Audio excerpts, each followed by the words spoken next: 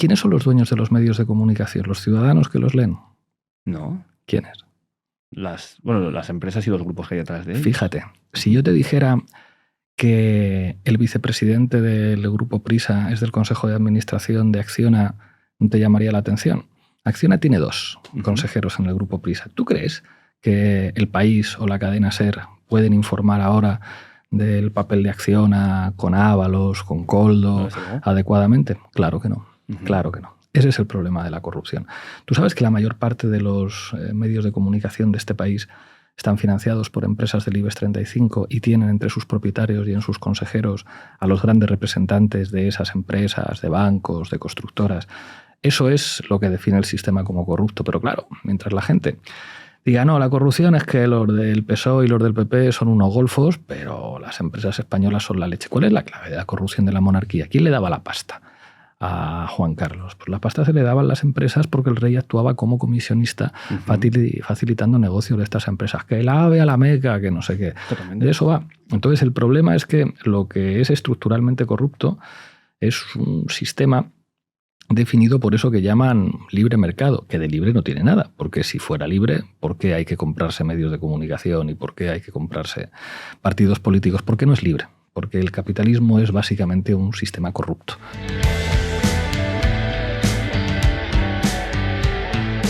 Pablo Iglesias Turrión es un empresario, politólogo, profesor de universidad y director de un medio de comunicación. Fundó el partido Podemos, el cual le llevó a la vicepresidencia del gobierno, y esta la abandonó para crear Canal Red, un medio de comunicación que, según él nos dice, nace para representar en los medios los ideales o las ideas políticas de Podemos. En esa charla hablamos de su recorrido hasta el poder, hasta llegar a la vicepresidencia, de dónde nacen sus ideales políticos, cómo era su seno familiar y cuál era la militancia que se ejercía dentro del mismo.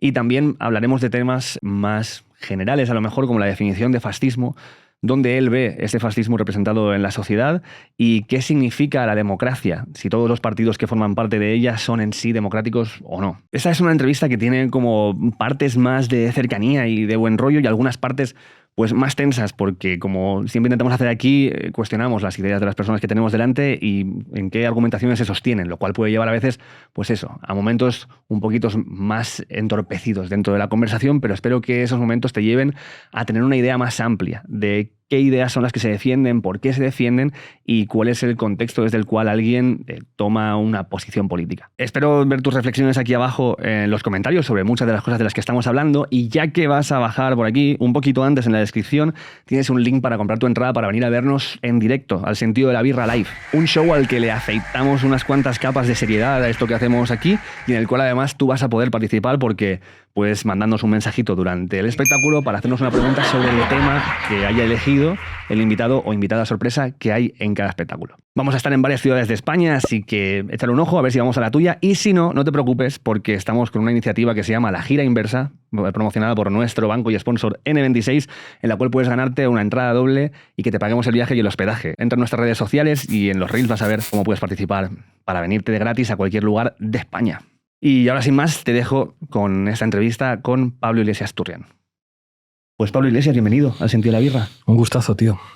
Dime, de entrevistador a entrevistador, ¿qué dirías que es el mayor reto de entrevistar a una figura política? O sea, el mayor reto es que se sienta cómodo y que no esté preocupado. O sea, normalmente las entrevistas consisten en hacer que el entrevistado diga lo que no quiere decir. Si tú consigues que el entrevistado esté cómodo y esté a gusto, creo que logras sacar material mucho más valioso que teniendo un entrevistado a la defensiva, pensando todo el rato que le vas a hacer una pregunta cabrona y cómo tiene que salir de ahí. ¿Tú esto cómo de bueno consideras que has ido haciendo esto cuando estabas siendo entrevistador? Modestia aparte, creo que no se me da mal. Yo siempre empiezo preguntando por la infancia. Entonces, la infancia, digamos, es como un recuerdo que no forma parte de, digamos, del esquema previsible de entrevistas que tiene la gente. Y a partir de ahí, además, me gusta mucho como dejar hablar, o sea, como no interrumpir, como no repreguntar, porque creo que el hecho de que la entrevistada, el entrevistado esté confortable es lo que después hace que salga petróleo. El relax es lo que produce que salgan las cosas más interesantes. ¿Y a ti te ha costado, por ejemplo, a lo mejor relajarte cuando sabes que la persona que tienes delante no está en tu misma cuerda o incluso en lugares un poco distintos? Tú piensas que yo he hecho cientos de entrevistas en las que estaba convencido que la entrevistadora o el entrevistador quería básicamente joderme. Entonces me echó como muy profesional, como de ir, digamos, como muy centrado, como muy concentrado para no equivocarme. O sea, yo he hecho entrevistas con Ana Rosa, con Pablo Motos, con Ferreras, con gente muy cabrona que te quiere hacer daño. Entonces hay que ir preparado. Por eso, y del otro lado, o sea, tú cuando has tenido gente, a mí, por ejemplo, me parece muy notoria la entrevista que hiciste a Escotado, porque es una persona con la que yo me quedé con ganas de poder entrevistarlo, porque ya cuando se lo propuse se murió al poco tiempo. Y cuando estás tú preparando una entrevista con alguien que sabes que está muy apartado de ti en muchas cosas a la hora de pensar. O sea, en realidad lo que pasa con aquella entrevista es que como lo que más trascendió es la parte que menos me interesaba de Escotado, que es como la última parte de su vida, del comercio. El Escotado libertario no me interesaba particularmente. El Escotado de la historia de las drogas me parecía un Escotado más interesante, y eso sí me lo trabajé un poco más, y eso lo conocía desde muchos años atrás, y era pues una figura intelectual muy interesante, muy interesante. Más allá de que después de aquella entrevista nos fuimos a tomar unos gin tonics y él se portó un poco mal, porque después dijo como, o sea, hizo unos comentarios como ofensivos, yo creo que pretendiendo agradar a su público, cuando en realidad pues fue un rato agradable, tomando unos gin tonics y charlando de muchas cosas. Y en esto, o sea, ¿qué es lo que te llevó a ti a querer empezar a entrevistar personas? Lo bueno de, digamos, ser famoso tiene muchas cosas malas, pero tiene una buena, y es que cualquier persona a la que llames viene. Entonces, pues claro, yo siempre había sido como un entrevistador en potencia que fantaseaba con decir, joder, cómo me gustaría entrevistar a no sé quién, cómo me gustaría hablar con no sé cuál. Y claro, cuando eres conocido, pues en realidad haces llegar a alguien que estás interesado en hacerle una entrevista y te dice que sí. Entonces, pues poder entrevistar actores, actrices, escritores, figuras intelectuales, gente que te interesa un montón. Y además tengo una compañera, Sara Serrano, que me ayuda a preparar las entrevistas y prepara una documentación increíble. Pues la verdad es que es un gustazo. Nunca he dejado de hacerlo en los últimos 10 o 12 años. Yo me siento muy identificado con esto, porque mola poder decir. Claro. Y sobre todo, a lo mejor, el leerte un libro que te ha molado y decir... Voy a entrevistar al autor. Que venga esta persona, que cosas que quiero saber. Yo eso lo he hecho. O sea, recuerdo leyendo a Padura, un escritor cubano, decía, joder, qué tío tan interesante, vamos a entrevistar a Padura. Y tener a Padura y poder preguntarles es un lujazo. Eso es la leche. Además, yo creo que, o lo que yo entiendo de ti, por lo que he ido viendo en todos estos años de que eres una persona mediática, que para ti los medios, la comunicación, pero también el arte, son cosas que son muy troncales de lo que es que una idea prevalezca y que una idea se ponga, ¿no? O sea, de hecho, ahora mismo con Canal Red es claro, llevarlo eso a la práctica. Claro, o sea, la política en realidad es una batalla cultural, que es por lo tanto una batalla ideológica. Esto es lo que teorizaba Antonio Gramsci y todas estas cosas. Entonces, en realidad, lo que nos enseña a pensar, lo que determina nuestros valores, lo que determina nuestro comportamiento electoral, político, ideológico, es nuestra socialización. Y en sociedades mediatizadas como las nuestras, la socialización es básicamente socialización mediática. Tú eres 10 años más joven que yo, pero cuando yo hablo con alguien de mi edad, o sea, alguien que creció en los años 80, todos tenemos exactamente la misma experiencia mediática, que eso es una cosa que después luego va cambiando. Porque cuando yo era niño estaba la 1 y la 2. Claro. Recuerdo que mi abuela decía, pon la otra. Entonces, pon la otra significaba que te acercabas a la tele y ponías la otra. Eso quiere decir que cualquier persona de mi edad que haya crecido en España ha visto la misma mierda que he visto yo. El 3x4 de Julia Otero y luego de Isabel Gemio, Heidi, Los ricos también lloran, Cristal, la serie Rosa, el 1, 2, 3. O sea, tenemos la misma experiencia audiovisual, la misma experiencia de eventos deportivos que nos podría hacer estar horas y horas hablando porque compartimos una identidad mediática. Ahora hay muchas más identidades mediáticas, por eso hay ultraderecha, por eso hay cosas como que antes no había tanto, pero es fascinante porque eso es lo que define la identidad. Claro, bueno, siguiendo consejos de buen entrevistador, te voy a preguntar por esa época, por ese momento en el que eso es lo que estaba en la tele, y además el nacer en una familia que, y entiendo yo, y esto no sé cuánto de lo que uno encuentra en documentación es así o no, pero que te nombra como homenaje ya a una idea política, ¿no? Claro, o sea, yo vengo de una familia súper politizada. Sí. Una familia de perdedores de la guerra civil por las dos ramas. De mis abuelos en las dos ramas socialistas, en el lado de mi madre de clase trabajadora, en el lado de mi padre pues de un abogado, como era mi abuelo, que estuvo en la cárcel, que estuvo condenado a muerte. O sea, que sufrieron la represión y la humillación que sufrieron todos los perdedores. Mis padres militantes en la época de la universidad, mi padre estuvo en la cárcel, entonces la política nació conmigo. Yo nazco en una familia en la que efectivamente me llaman Pablo, como una manera de homenajear la militancia socialista de mis abuelos y así todo. O sea, eso forma parte de mi identidad. Recuerdo una experiencia muy bonita en este sentido, que fue ir a vivir a México en 2002. Y allí conocí a muchos nietos de exiliados españoles en México, con los que descubrí que de repente tenía más elementos de afinidad que con algunos de mis contemporáneos en España. O sea, es como lo que representaba la política española, lo que representaba la guerra civil y su derrota, toda la cultura que gira en torno a la guerra civil española, era algo en lo que de repente me veía compartiendo con gente de mi edad, que eran como yo, nietos de perdedores de la guerra civil, con la diferencia de que ellos eran mexicanos, y fue decir como, joder, claro que esta, digamos, esta identidad de derrota forma parte de quién soy yo. Esto es muy de conversación con psicoanalista. Bueno, a veces ya sabes tú que las entrevistas es un poco eso, acaban un poco ahí. De hecho, en el diván. Pero de hecho se llama entrevista psicoanalítica cuando vas con un esto. O sea, que hay un poco de ahí, pero creo que tiene todo el sentido lo que dices de vivir eso, de vivir algo que en tu casa se ha mamado tanto desde cierta retórica que a lo mejor no veías tan representada en tu entorno, y llegar a alguien que sí que cumple esa retórica en sí mismo, normal que te haya una identificación con gente que ha estado exiliada por muchos años. Completamente, es encontrar como tu patria exiliada. Claro, hostia, mira, ¿qué sería patria para ti? Cuando la izquierda dice eso de que los obreros no tienen patria y tal, se equivoca. Yo creo que la patria es un elemento de identificación, arbitrario como todos los elementos de identificación, arbitrario como cualquier nación, pero no por arbitrario menos importante. Las emociones son los grandes motores del mundo. Yo digo que a veces la política se entiende mejor mirando el deporte o mirando el fútbol que mirando la posición en un proceso productivo. Porque la política tiene mucho que ver con las emociones, y la patria es una emoción, es la sensación de pertenencia a una comunidad, y es ineludible en términos políticos. Una izquierda sin bandera, sin posibilidad de patriotismo, pues lo tiene muy difícil. Aquí, mira, tuvimos hace poco a Ana Iris Simón en el programa, y ella decía que le parecía molesto y que se negaba a dejar en manos del fascismo y de la derecha como más conservadora los conceptos de patria, de Dios y de familia.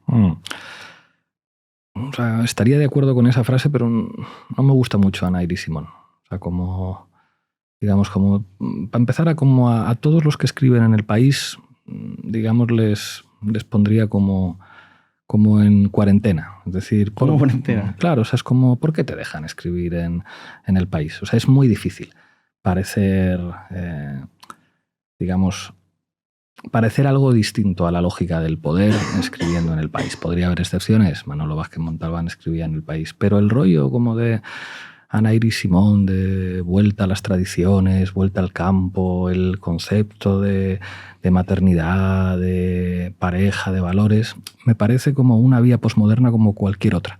O sea, creo que en realidad el que reivindica los valores tradicionales se parece muchísimo al que, digamos, reivindica las drogas de diseño en una discoteca. Había una letra de Sabina, cuando Sabina era otra cosa, que decía: hoy el alcohol y la droga, mañana el aeróbic y la reencarnación. Pues eso. Ya, pero ¿consideras que no hay algunas cosas dentro de los pensamientos más conservadores o clásicos que pueda ser como algo que no tenga por qué estar polarizado o politizado en cuanto a izquierdas o derechas, sino que sean valores más intrínsecos que cada quien juega con ellos como puede? Todo está politizado y esto es así.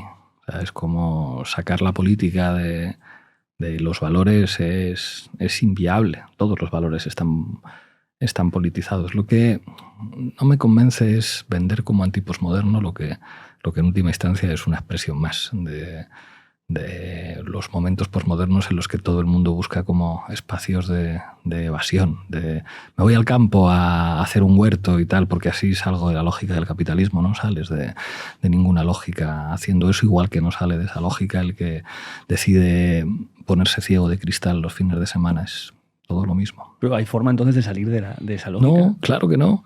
No se puede salir. O sea, es como somos seres sociales, estamos intrínsecos en flujos de producción y de socialización. Naces en un hospital, vas a una escuela infantil, si tus padres se lo pueden permitir, después vas a un colegio, tienes que buscar trabajo. No se puede salir, no hay afuera del mundo, no lo hay. Permíteme que te quite un minuto de esta entrevista porque sé que estás hasta las narices de la aplicación del móvil de tu banco y te voy a explicar todas las cosas buenas que puede hacer por ti N26 y su aplicación. Es que esta gente se ha esforzado para que todo sea lo más sencillo posible. Por ejemplo, si eres una persona de carácter despistado como yo, te va a venir muy bien porque te manda notificaciones para avisarte de pagos futuros y domiciliaciones para que te puedas un poco arreglar el mes con lo que sabes que te va a entrar y que te va a salir dentro de nada. Otro ejemplo, el Iván, mi primo, pesadísimo. No, hombre, el Iván, lo del número de la cuenta, en lugar de tener que estar escribiendo cada Iván al que tienes que hacer una transferencia, con una foto, te lo escanea y ya te lo convierte en texto para que sea todo mucho más fácil. Y tienes cosas más útiles como que al pasar por tus transacciones vas viendo cómo el saldo va cambiando. Entonces sabes antes de cada transacción cuánta pasta tenías y cuánto tienes después. Una cosita así más sencilla, pero mola. Y un montón de funcionalidades más que te dejo a ti que las descubras. Si no tienes todavía tu cuenta de N26, ábretela usando nuestro código ELSENTIDON26, donde te van a dar por abrir tu cuenta y usarla durante el primer mes 50 euros por la cara. Puedes ver las condiciones específicas cuando te abras la cuenta en la página de N26 y ya está, ya te dejo con la entrevista. Y en tu caso, ¿cuándo empiezas a tener la conciencia del entorno en el que estás, de cómo funciona la sociedad y de cuáles son las opciones políticas que hay frente a ti? Bueno, lo de las opciones políticas desde muy pronto, o sea, recuerdo, te lo he contado alguna vez, pues después de la huelga general del 14D del año 88, creo, 88, 89, el 14D. Creo que 88, 14 de diciembre del 88, yo creo, sí, porque hay elecciones al año siguiente, que es el 89, que se adelantaron un año. Pues recuerdo, claro, yo ahí tenía 11 años. 11 años recién cumpliditos y recuerdo como una conversación con mi padre que me explicó lo que significaba esa huelga general, lo que era una huelga, no sé qué. Y claro, pues como esas cosas te marcan. Y luego yo empecé a militar a los 14 años. Con 15, el verano del año 94, me fui en una brigada de las Juventudes Comunistas a Cuba. Estuve trabajando en la agricultura, recogiendo bejuco de boniato. O sea, como desde muy pronto, digamos, empecé a tener como reflexiones políticas. Eso forma parte de lo que yo soy ahora en México, que hemos abierto un periódico allí, Diario Red América Latina, y la directora Daniela Pastrana, que es una mujer que me debe sacar a mí 10 años, me conoció en 2002 en México. Decía, claro, yo cuando conocí a Pablito era un chaval de 20 y pocos años y que era impresionante que todo el rato hablaba de política y solamente hablaba de política y le brillaban los ojos. Eso, bueno, forma parte de lo que yo soy. ¿Qué crees que es lo que apela a esa sensación de que te brillen los ojos, a ese llegar a la política desde un lugar que parece de bastante ilusión y hacer lo propio? Una identidad y yo creo que una especie como de vínculo de sangre, o sea, como de admirar a mis padres, a mi madre y a mi padre por eso, de admirar a mis abuelos por eso, de tener como pues, una sensación de injusticia en relación a lo que ha sido la historia de nuestro país. Eso me marca mucho, se me nota, yo creo. Hombre, yo veo desde los inicios incluso, no solamente una vehemencia en tu discurso, pero creo que un rasgo muy característico tuyo es el ceño fruncido a la hora de decir las cosas. Es que el ceño se me frunce en muchos momentos. Se me frunce si estoy pensando. O sea, si estoy pensando, se me frunce. Se me frunce si me enfado. Se me frunce si estoy escuchando a alguien también. Entonces es muy fácil encontrarme como en ese gesto porque responde como a muchos sentimientos distintos. Pero esto es cuando vino aquí Irene Montero, es una cosa que hablé con ella y decía que llegó y era una persona con la que estamos riéndonos y tal, y le dije, tía, pero esto no es la persona que yo veo en la tele. Eso es porque, entonces, y no sé si es algo que los medios tienden a endurecerte, sobre todo cuando estás en posiciones de la izquierda, más contestatarias. Claro, los medios seleccionan lo que sacan de ti. Entonces siempre sacan la peor foto, el peor corte, o sea, construyen un personaje, o sea, construyen una imagen de ti que normalmente está hecha para hacerte daño. Eso es así son las reglas. Pero tú dirías que te enfada generalmente a todo lo que te enfrentas políticamente, que el ceño fruncido tiene no solamente es esa selección de fuera, sino de cómo vives el enfrentarte a ciertas ideas o a ciertas realidades. Me enfado, o sea, como la injusticia me enfada, pero es un estado de ánimo infrecuente en mí. O sea, en general tengo bastante buen humor y bastante buen carácter. No soy enfadica, no soy gruñón. Tengo bastante paciencia. Lo que pasa es que es verdad que sí que se ha construido como una imagen de pitufo gruñón, de estar siempre enfadado, pero para nada. Bueno, pero por eso tienes que estar enfadado muchas veces para que las puedan sacar, ¿no? Quiero decir... O sea, que no digo que seas así, pero que sí que a lo mejor en público es una parte que muestras muy habitualmente a la hora de defender tus ideas. Hombre, cuando te calzan una hostia, pues es lógico como poner cara de malo después. Si te calzan muchas es inevitable. Es como si le dicen, no sé, como qué duro eres jugando al fútbol, Sergio Ramos. Claro, es que soy defensa. O sea, es que es así. Entonces, podríamos calificarte como que eres si esto fuera un partido de fútbol, ¿estás en la defensa? Que va, delantero centro, sí. Siempre metiendo goles. ¿Has jugado a fútbol? Muy malo. He jugado, yo creo que cualquier niño ha jugado al fútbol, pero era bastante malo. Se me daba algo mejor, tampoco mucho, el baloncesto, pero el fútbol era muy malo. Y una cosa que me genera mucha curiosidad es teniendo este nombre, Pablo Iglesias, que siendo... que Pablo Iglesias Posé, ¿no? Fue podríamos decir, precursor del socialismo el en fundador España. Del PSOE, sí. ¿Cómo, una vez que entras en política de una manera más activa, ya te hablo incluso antes del 15M, ¿no? O sea, ya cuando empiezas a decir, vale, yo veo un camino por aquí, yo quiero dedicarme a ciencias políticas, ¿es algo que ha pesado sobre ti ese nombre? Desde que tenía 5 años y me llevaba mi madre a judo, y ya pues los profes de judo te decían, te llamas Pablo Iglesias por el fundador del PSOE. Y yo decía, sí, y era un poco putada. O sea, yo no he querido hacerles a mis hijos nada parecido porque uno tiene que tener derecho a elegir su identidad. Entonces, que te pongan un nombre que vaya a ser siempre como objeto de comentario no es fácil para un niño. Y yo creo que los niños tienen derecho a llegar a la adolescencia y decir, mira, es que pues igual mis hijos dicen, mira, la política es una cosa como de mis padres y sí, a mí me han inculcado valores, soy de izquierdas y no sé qué, pero no es el principal elemento de mi identidad. Me gusta hacer otras cosas. Pues claro que sí, faltaría más. Es que me acuerdo, hay un anuncio, no me acuerdo de qué narices era, como que aparece un montón de gente en lugares de servicios de pagar un billete de un restaurante, un hotel. Y gente que llega y dice, y otro, y es en plan porque el tío tenía Michael Jordan puesto en el nombre. Claro. Y la gente pensaba que iba a llegar Michael Jordan y llega un señor normal que se llama así. Total. Y ya está. Recuerdo con mi amigo Denis, hace muchos años, éramos jóvenes, siempre que íbamos a un restaurante a cenar, reservábamos a nombre de Eduardo Noriega. ¿Qué dices? Y llegábamos allí, claro, entonces siempre había como una expectativa de viene a cenar el actor Eduardo Noriega y éramos nosotros. Sí, tengo una reserva a nombre de Eduardo Noriega. Claro, podíamos ser Eduardo Noriega. Y no se llamaba así nadie. No, total. Un poco cabrón. Entonces, y yendo a nombres, tío, este PSOE el cual enamora a tus padres, podríamos ya decir directamente, ¿no? Porque ellos se conocen en un acto, o eso es una cuestión, o eso es mentira. No, mal documentado. Vale, ¿ves? Mis padres nunca fueron del PSOE. Mi madre militó en el PC y mi padre en el FRAP, en el PCML, en fuerzas políticas que estaban a la izquierda del PSOE. Los que eran del PSOE eran mis abuelos. Tanto mi abuelo paterno como mi abuela y mi abuelo materno eran militantes del PSOE durante la Guerra Civil y después, pero mis padres militaron en otras organizaciones. Mi madre militó con Enrique Curiel como responsable político en la organización de la Universidad Complutense en el PC y mi padre en la extrema izquierda en el FRAP. Es que fíjate, yo en documentación había visto que se habían conocido en un acto de memoria a Pablo Iglesias Posé.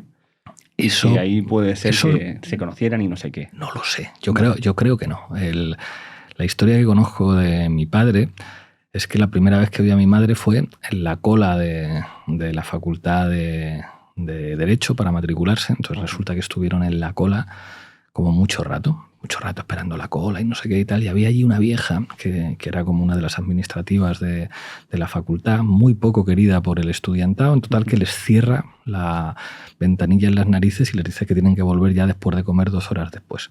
Entonces, claro, mi padre había estudiado en el Sagrado Corazón y no sé qué, era como más de clase media, y mi madre era de Vallecas. Entonces mi padre empieza a escuchar a una chica guapísima de ojos azules por detrás gritar: ¡qué hija de puta! ¡Qué hija de puta esa vieja! Y esa chica era mi madre y claro, ahí se quedó enamorado de la chica de ojos azules de Vallecas. Esa es la información que tengo yo. Lo del acto de Pablo Iglesias, igual mis padres lo han contado para dulcificar su encuentro, pero mienten como bellacos. Fue ahí en la cola de la Facultad de Derecho. ¿Y cómo ves tú Con ese nombre, ¿no? Ese PSOE que se funda en ese momento, ¿cuáles son los valores? ¿Cuál es su existencia, su forma de ser y su necesidad con el de ahora? Bueno, el PSOE se funda en el siglo XIX, sobre todo a partir de tipógrafos. Los tipógrafos eran unos obreros muy especiales, como Pablo Iglesias, que a diferencia del resto de obreros sabían leer y escribir muy bien e incluso sabían traducir. Y entonces empiezan a traducir algunos textos del socialismo francés y se convierten, digamos, como en la élite intelectual de la clase trabajadora. A pesar de que en España no hubo, digamos, en ese tiempo figuras intelectuales de renombre en el socialismo. Pablo Iglesias era sobre todo una figura política ética, o sea, como pues, anécdotas que se cuentan de que iba Pablo Iglesias viajando en tercera en un tren y entonces escuchaba detrás una conversación de dos que habían leído la prensa, que no era muy diferente a la de ahora. Iban los dos hablando como, pues yo me he enterado que el socialista el Pablo Iglesias, va en primera y tal. Entonces cuando llegaban a la estación, Pablo Iglesias se daba la vuelta y les decía, les saluda Pablo Iglesias. Cosas de estas, ¿no? Así como muy hermosas, pero muy en la línea como de las primeras organizaciones socialistas en Europa. Pablo Iglesias era el primer diputado, muere en 1927, cuando todavía el PSOE es un partido muy pequeño. El PSOE se convertirá en un partido muy grande durante la Segunda República. Habría tenido previamente sus escisiones comunistas en sus juventudes que se van con la Tercera Internacional. Luego, durante el franquismo, vuelve a ser un partido muy, muy pequeño, porque la hegemonía de la lucha antifranquista será del PC y luego, pues, después de la transición, será un partido muy dopado por la socialdemocracia alemana, por los medios de comunicación. Habrá un golpe dentro del partido en el famoso Congreso de Suresnes con Felipe González y con Alfonso Guerra, y entonces empezará a entrar muchísima gente en un partido que tendrá muchísimos apoyos y muchísimos votos. ¿Que se parezca algo el PSOE de Felipe González al PSOE de Pablo Iglesias? Pues yo creo que poco. Claro, porque aparte, o sea, ¿qué crees que es el punto de inflexión y qué es lo que lleva a cambiarlos? Es un proceso histórico muy complejo. Ya dentro, en el marco de la Segunda República, hay tres facciones en el PSOE. Digamos, la izquierdista, donde estará Largo Caballero, una más centrista, donde estaría Indalecio Prieto, y luego una más, digamos, como moderada, donde podría estar Besteiro. Después, digamos, la complejidad esa interna en el marco de la Guerra Civil, con figuras muy interesantes como Juan Negrín, que después será vilipendiado por el partido y recuperado hace muy poquitos años. Pero yo diría, a riesgo de que me corrijan algunos historiadores, que el PSOE casi desaparece en el franquismo. Digamos que militaba mi abuelo allí, pero ahí digamos que se convierte en un partido muy pequeñito con muy pocos cuadros y con muy pocos militantes.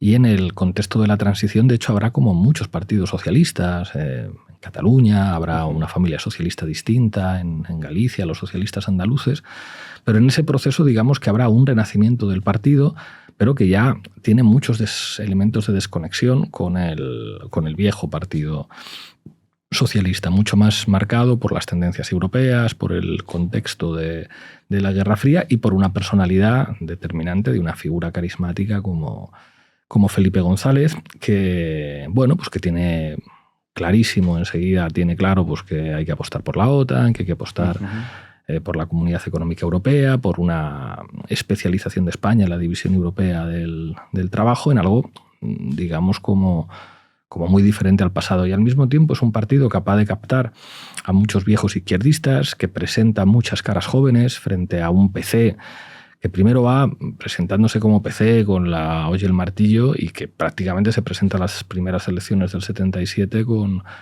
viejos dirigentes de la Guerra Civil, o sea, allí con el propio Carrillo, con Pasionaria, con Rafael Alberti. O sea, yo creo que a pesar de lo dopado que estuvo el PSOE y los apoyos que tuvo, también fueron bastante más hábiles a la hora de diseñar lo que hoy podríamos llamar marketing de campaña. Aquí hay una cosa, sobre todo en el tema de la transición y la evolución de los partidos, que ahora que estamos siguiendo esta etapa en el programa de tener más gente involucrada con el entorno político, estoy leyendo más sobre política y sobre divulgación, ensayos al respecto. Y uno que me llamó la atención, que lo he sacado aquí varias veces, seguramente lo conoces súper bien, es de Simone Veil, La supresión general de los partidos políticos. No conoces? No lo conozco. Ella, Simone Weil. Sí, Simone Weil, sí. O sea, pues ella escribe esto diciendo que, o la tesis del libro sería, muy resumida, que la existencia en sí de los partidos políticos puede ser un elemento que entorpezca la democracia por la necesidad de los partidos políticos de tener su propia agenda para crecer y seguir existiendo. Entonces, no sé, y si miras en realidad, desde la transición hasta ahora, los partidos políticos van cambiando de intereses conforme cambia la sociedad, pero a la vez también vas viendo que, de alguna manera, se acaba corrompiendo casi de forma inevitable todo partido que acaba en el poder. Yo creo que no. O sea, que eso es un lugar común, lo de que un partido que tiene el poder, primero que los partidos nunca tienen el poder más importante. El poder económico, el poder mediático, los poderes del Estado no están en manos de los partidos. Uh-huh. Y luego ya Robert Michels hablaba de las dinámicas oligárquicas dentro de los partidos que crean agendas propias. Pero ¿cuál es la alternativa? O sea, si no hay partidos políticos, ¿cómo se organiza la gente? O sea, yo creo que, pues claro que cualquier organización puede tener, pues eso, dinámicas oligárquicas o dinámicas difíciles o incluso incompatibles con sus propios objetivos, pero es como, bueno, y pues para organizar un periódico, pues tendrá que tener un director, tendrá que tener unos responsables de redacción, tendrá que tener una estructura que no es en realidad tan diferente a la estructura de un partido. O sea, yo creo que los partidos políticos, que ni siquiera son un concepto universal. O sea, yo doy clases de actores políticos y sociales uh-huh. y les explico a los estudiantes que la propia noción de partido cambia mucho de un país a otro y cambia mucho de un contexto histórico a otro. O sea, que los partidos en Estados Unidos, el republicano y el demócrata, no se parecen a cómo son los partidos en España, que hay lugares en los que hay una confusión entre partido y movimiento social, como fue el caso de Bolivia en el MAS. Uh-huh. La historia de México es la historia del PRI, que define algo más que un partido y define un sistema político. O sea, es como describir de manera universal lo que sea un partido, no sé si es muy viable. Y luego que la gente se organice, y organizarse siempre implica ciertos niveles de burocratización, es ineludible. O sea, no estaría de acuerdo con la tesis del problema son los partidos. Una sociedad podría organizarse democráticamente sin que se agrupen los ciudadanos en organizaciones. No se puede. Es que sin partidos políticos no puede existir la democracia. ¿Cómo lo haces? No lo sé. Tengo la pregunta, pero no tengo... Claro. Tengo muchas más preguntas que respuestas. Claro, Pablo. No. O sea, tienes que no, porque lo que he visto en plan de propuestas como que sean representativos en su parte por la gestión, pero luego también que se elijan los ministros aparte o los representantes de cada ciudad, de que haya una parte más representativa por comunidades, a lo mejor de la que haya ahora, algo que no sea tanto de partidos, sino de que se genere un tipo de política más común y más plural.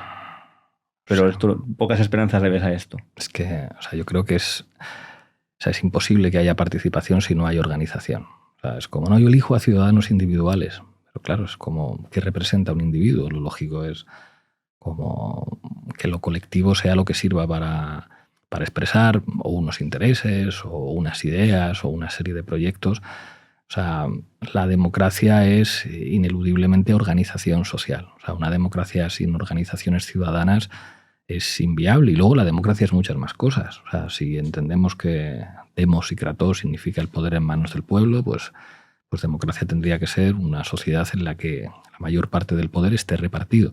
No solamente el poder electoral, también el poder económico, el poder mediático, el acceso al Estado, y eso implica diferentes niveles de organización. Entonces, lo llames partido o no partido, siempre va a implicar, digamos, que la gente se organice en grupos que tengan sus dinámicas de funcionamiento interno. Claro, aquí Churchill decía la frase esta de que la democracia es el peor sistema político que existe, excepto por todos los demás que hay, ¿no? Y no sé si esto marca un futuro en el que pueda haber otro sistema mejor. O sea, no creo que... Esto se lo explico también a los estudiantes, que la democracia sea un sistema político que responde a una ideología. Creo que la democracia es un sistema, o la democracia liberal, o los sistemas políticos liberales, son sistemas que responden a una correlación de fuerzas. Es decir, la gente no puede votar, incluidas las mujeres y la gente sin dinero, porque se reunirán un grupo de liberales, sino por las luchas a favor del sufragio. No hay jornada de 8 horas porque unos empresarios liberales dijeran, oye, los trabajadores tienen que tener ciertos derechos, hay que prohibir el trabajo infantil. Todo eso ocurre como consecuencia de la acción conflictiva en la historia de movimientos que defienden sus intereses. A partir de ahí, los sistemas demoliberales, entendiendo que democracia es un sistema en el que, bueno, te dejan votar cada cierto tiempo para elegir diferentes partidos, te dejan montar un partido, te dejan reunirte, te dejan asociarte, te dejan convocar una protesta, te dejan eventualmente abrir un periódico, es probablemente el sistema más favorable para que la gente humilde se pueda organizar y pueda hacer política para mejorar sus condiciones de vida. En ese sentido podríamos estar de acuerdo con lo que decía Churchill, que era un antidemócrata desde el principio. Fue un ministro del Interior siniestro, un tipo que hizo sus planes para aliarse con la Alemania nazi y reventar la Unión Soviética, en fin. O sea que yo creo que es como una de esas figuras que ha pasado a la historia como un gordito simpático que no lo fue en ningún caso. Claro, pero y dentro de esto, y de la democracia, vamos aquí a España específicamente. Después de la transición, la democracia que se genera, ¿es separable de la corrupción? Porque el facto nos dice lo contrario, ¿no? Que da igual un poco quién esté, siempre aparecen casos de corrupción. El PP lo hemos visto 1000 veces, yo soy de Valencia, imagínate. El PSOE lo hemos visto en Andalucía también durante mucho tiempo, pero especialmente ahora, ¿no? Es el momento donde creo que más salta la liebre. Es como algo inherente de nuestra democracia. Es inherente al sistema, pero se te ha olvidado algo en lo que has mencionado. Has mencionado PSOE, PP, ¿qué se te ha olvidado? ¿Qué se me ha olvidado? La monarquía. No, ¿qué se te ha olvidado? Lo más importante. ¿Qué se me ha olvidado? Se te está olvidando. Ay, no sé, me estás haciendo de profe de la universidad. Un poco. A ver. ¿Qué es lo fundamental de la corrupción? De la corrupción, las empresas. Ay, vale. ¿Ves? Sobresaliente. La clave de la corrupción es un sistema en el que mandan las empresas. ¿Cuál es el elemento común entre la monarquía, el PSOE y el PP? Pues que en última instancia hay empresas que se pueden comprar a partidos políticos para que les den obra pública y concesión pública. Por eso las empresas más corruptoras son en general empresas de obras, FCC, Acciona, SACIR, etc. Esa es la historia del poder político en España desde el siglo XIX. En España no hay un capitalismo de emprendedores, sino un capitalismo de rentistas y de empresas que básicamente han ganado muchísimo dinero recibiendo concesiones públicas. Entonces, lo que convierte a nuestro sistema en corrupto no es tanto que el PP, el PSOE o la monarquía esté lleno de golfos, sino un sistema en el que las empresas mandan. Pero ojo, las empresas no solamente se compran partidos políticos. ¿Qué más se compran? ¿Qué más se compran? Ay, no sé. Esa dímela, no me hagas pensar. ¿Quiénes son los dueños de los medios de comunicación? ¿Los ciudadanos que los leen? No. ¿Quiénes? Las empresas y los grupos que hay detrás de ellos. Fíjate, si yo te dijera que el vicepresidente del Grupo Prisa es del Consejo de Administración de Acciona, ¿no te llamaría la atención? Acciona tiene 2 consejeros en el Grupo Prisa. ¿Tú crees que El País o la cadena SER pueden informar ahora del papel de Acciona con Ábalos, con Koldo, adecuadamente? Claro que no, claro que no. Ese es el problema de la corrupción. Tú sabes que la mayor parte de los medios de comunicación de este país están financiados por empresas del IBEX 35 y tienen entre sus propietarios y en sus consejeros a los grandes representantes de esas empresas, de bancos, de constructoras. Eso es lo que define el sistema como corrupto. Pero claro, mientras la gente diga, no, la corrupción es que los del PSOE y los del PP son unos golfos, pero las empresas españolas son la leche. ¿Cuál es la clave de la corrupción de la monarquía? ¿Quién le daba la pasta a Juan Carlos? Pues la pasta se le daban las empresas porque el rey actuaba como comisionista facilitando negocios de estas empresas. Que el AVE a la Meca, que no sé qué. Totalmente. De eso va. Entonces el problema es que lo que es estructuralmente corrupto es un sistema definido por eso que llaman libre mercado, que de libre no tiene nada, porque si fuera libre, ¿por qué hay que comprarse medios de comunicación y por qué hay que comprarse partidos políticos? ¿Por qué no es libre? Porque el capitalismo es básicamente un sistema corrupto. Un sistema en el que los que tienen dinero se lo compran todo para hacer trampas. En el caso de los Estados Unidos, con buena parte de los oligarcas rodeando a Donald Trump para recibir contratos y para recibir dinero público, pues estamos en algo muy parecido. Lo que es corrupto es el sistema, y no solamente el sistema político español. Un sistema económico que da todo el poder a empresas que en general están llenas de delincuentes. Y cuando ves los medios de comunicación y ves como que de repente Acciona desaparece de las portadas, dices, hostia, esta es la clave de la corrupción. Porque los partidos entrará y saldrá gente, pero mientras haya empresas que se los puedan comprar y que se puedan comprar a los periodistas, pues ahí tenemos cómo funciona el sistema. Pero no es un poco parte de lo mismo. O sea, yo la forma en la que veo los medios de comunicación siempre van ligados inherentemente a un partido del cual tenga... No, a un partido no, a unas empresas. Vale. Porque ¿qué mecanismos tiene el PSOE para controlar Prisa? ¿Qué mecanismos tiene? A lo mejor la publicidad que le pueden dar organismos públicos, pero quien controla Prisa es Orgulian y los miembros de grandes empresas que están dentro. Carlos Slim, etcétera. Todos los que están ahí, los bancos, las grandes empresas, esos son los que mandan en Prisa. Trabaja tú en Prisa y prueba a hacer un podcast en el que revientes a una de las empresas que están en su consejo de administración. Ya te digo yo lo que te va a pasar. No los controlan los partidos, los controlan las empresas. Y las empresas pueden cambiar de partido. Claro, pero entonces el interés de esas empresas por tener esos medios sería defender sus propios intereses a través del partido que le parece más interesante para defender esos intereses. Que puede ser uno u otro. Depende del momento en el que tenga la empresa. Pero hay uno que nunca les ha resultado interesante. ¿Cuál? Podemos, va. Claro. Un poco de promo. ¿Por qué nos han reventado tanto a nosotros? Cuando dicen, no, las cloacas, sí. Quienes salen diciendo que yo tengo una cuenta en Granadinas que me ingresa dinero, Nicolás Maduro, es La Sexta. Los medios progresistas también, que sacan informe PISA, es el grupo Prisa. Esa es la corrupción, esa es la mafia. Un sistema en el que hay no solo políticos corruptos, en el que hay periodistas corruptos, policías corruptos, empresarios corruptos que controlan los principales dispositivos de poder. Y ojo, jueces corruptos también. Entonces, podríamos decir que se tiene más poder controlando un medio de comunicación que estando directamente... Te estás ganando la matrícula de honor. Controlando un medio de comunicación se tiene más poder que controlando un partido político. Claro, pero si tienes la dupla, o sea, si tienes acceso a un partido político y a un medio de comunicación... Y además tienes a varios jueces a los que les invitas a cursos de verano a 500 euros por conferencia, y si además tienes contratado a Villarejo para que investigue a tus enemigos, y si además contratas al director adjunto operativo del Cuerpo Nacional de Policía y a varios generales de la Guardia Civil y les llevas a cursos de verano y les pagas cosas y tal, imagínate. Entonces podríamos decir a lo mejor que el viraje, sobre todo principalmente en tu carrera, hacia los medios de comunicación es por darte cuenta de que ahí tienes mayor incidencia que estando en política de forma activa. Correcto. En realidad lo sabía ya de antes, porque ya hacía la tuerca antes de Podemos y era perfectamente consciente de que Podemos pudiera existir tenía que ver con que yo saliera en la televisión. El gol que metimos en 2014 era porque...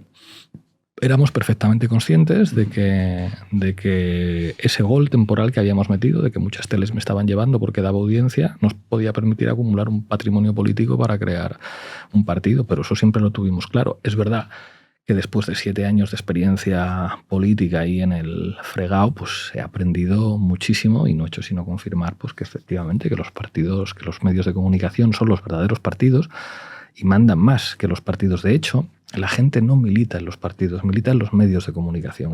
Si tú ves a un señor en una terraza tomándose una cerveza y leyendo La Razón, tú ya sabes cómo piensa ese señor. Ese señor milita en La Razón. A ese señor le dicen Maruenda y Casals lo que tiene que pensar. Si ves a una señora leyendo El País, pues ya sabes que lo que piensa esa señora. Si ya ves a alguien que va con el móvil leyendo OK Diario, pues imagínate. Y si ves a alguien pues leyendo Diario Red o viendo Canal Red, pues también sabes cómo piensa.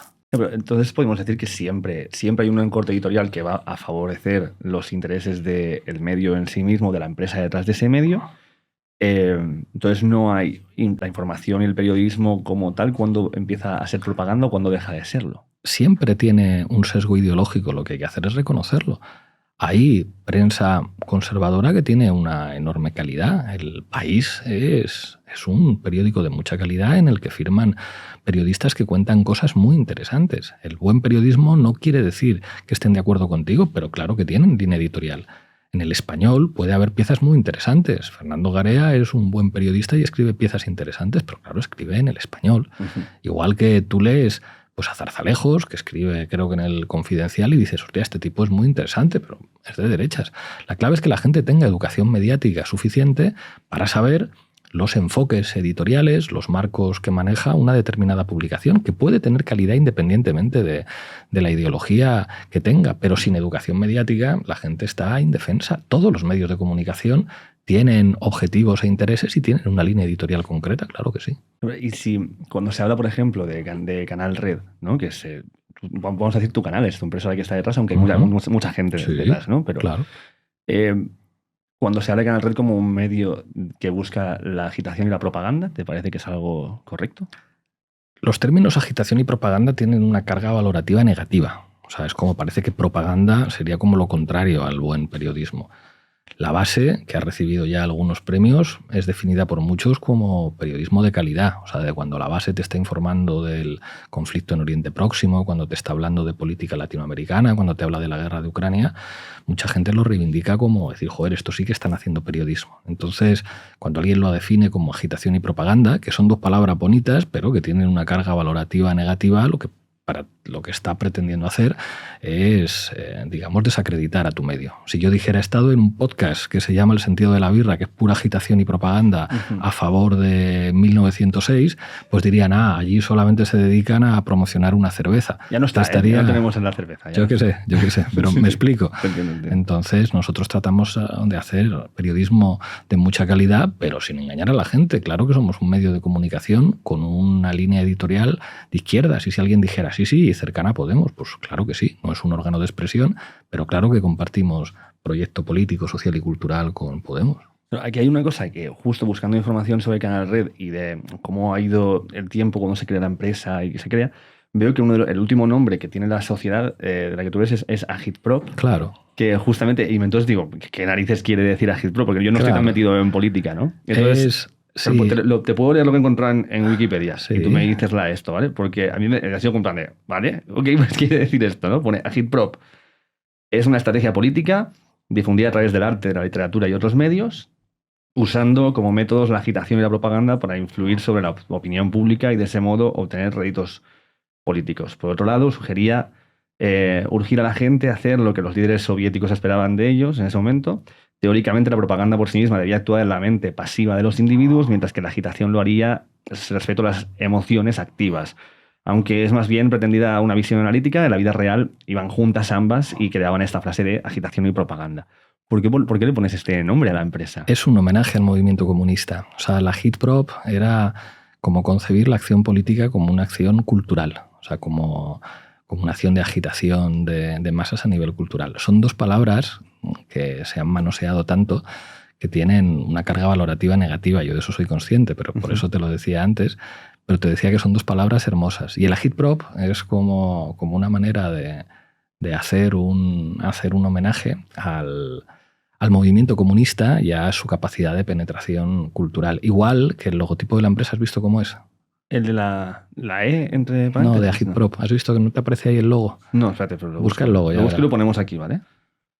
Agitprop. Yo llevo un tatuaje con un logo parecido.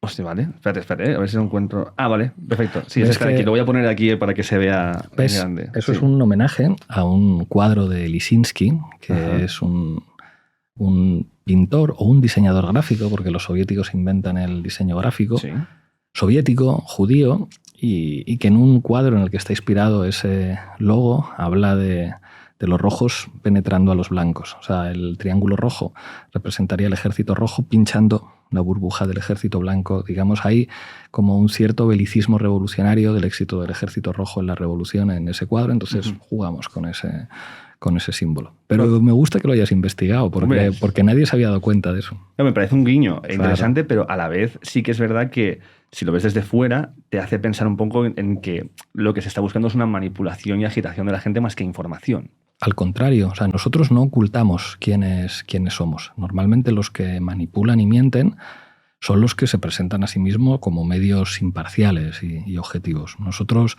decimos claramente que somos de izquierdas y utilizamos además una simbología, ¿cómo decir?, que es un homenaje a la historia del movimiento comunista. No ocultamos quién somos, pero luego tratamos de ser los más rigurosos, como los que más estudian, los que más referencias teóricas manejan, los que te explican la historia de Israel con seriedad.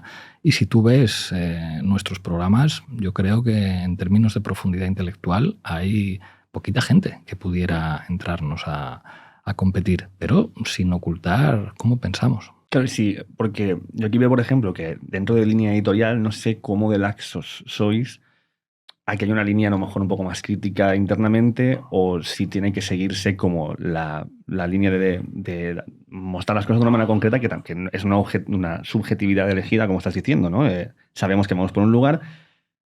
¿cuánto valoras la pluralidad de ideas o la confrontación de las mismas dentro de un medio? Hombre, que nosotros existamos es un ejemplo de pluralidad. ¿A ti te parece plural el país? Más o menos. O sea, en opinión hay gente con cosas a veces bastante distintas. ¿Hay ¿no? alguien a favor de Podemos que escriba en el país? Dime uno. Ahí diría que no. ¿Verdad? Súper plural, ¿eh? O sea, es como el periódico que quiere ser de toda la izquierda, pero allí hay que ser del PSOE o de Sumar. ¿Te parece plural el mundo? Yo te digo, hablo de pluralidad dentro de sus propias ideas. Bueno, entonces ahí nosotros también, dentro de nuestras propias eso ideas. Sí, yo te hablo de eso. Sí, como muy plurales. Lo que pasa es que en España no hay pluralidad mediática. Para empezar por los propietarios.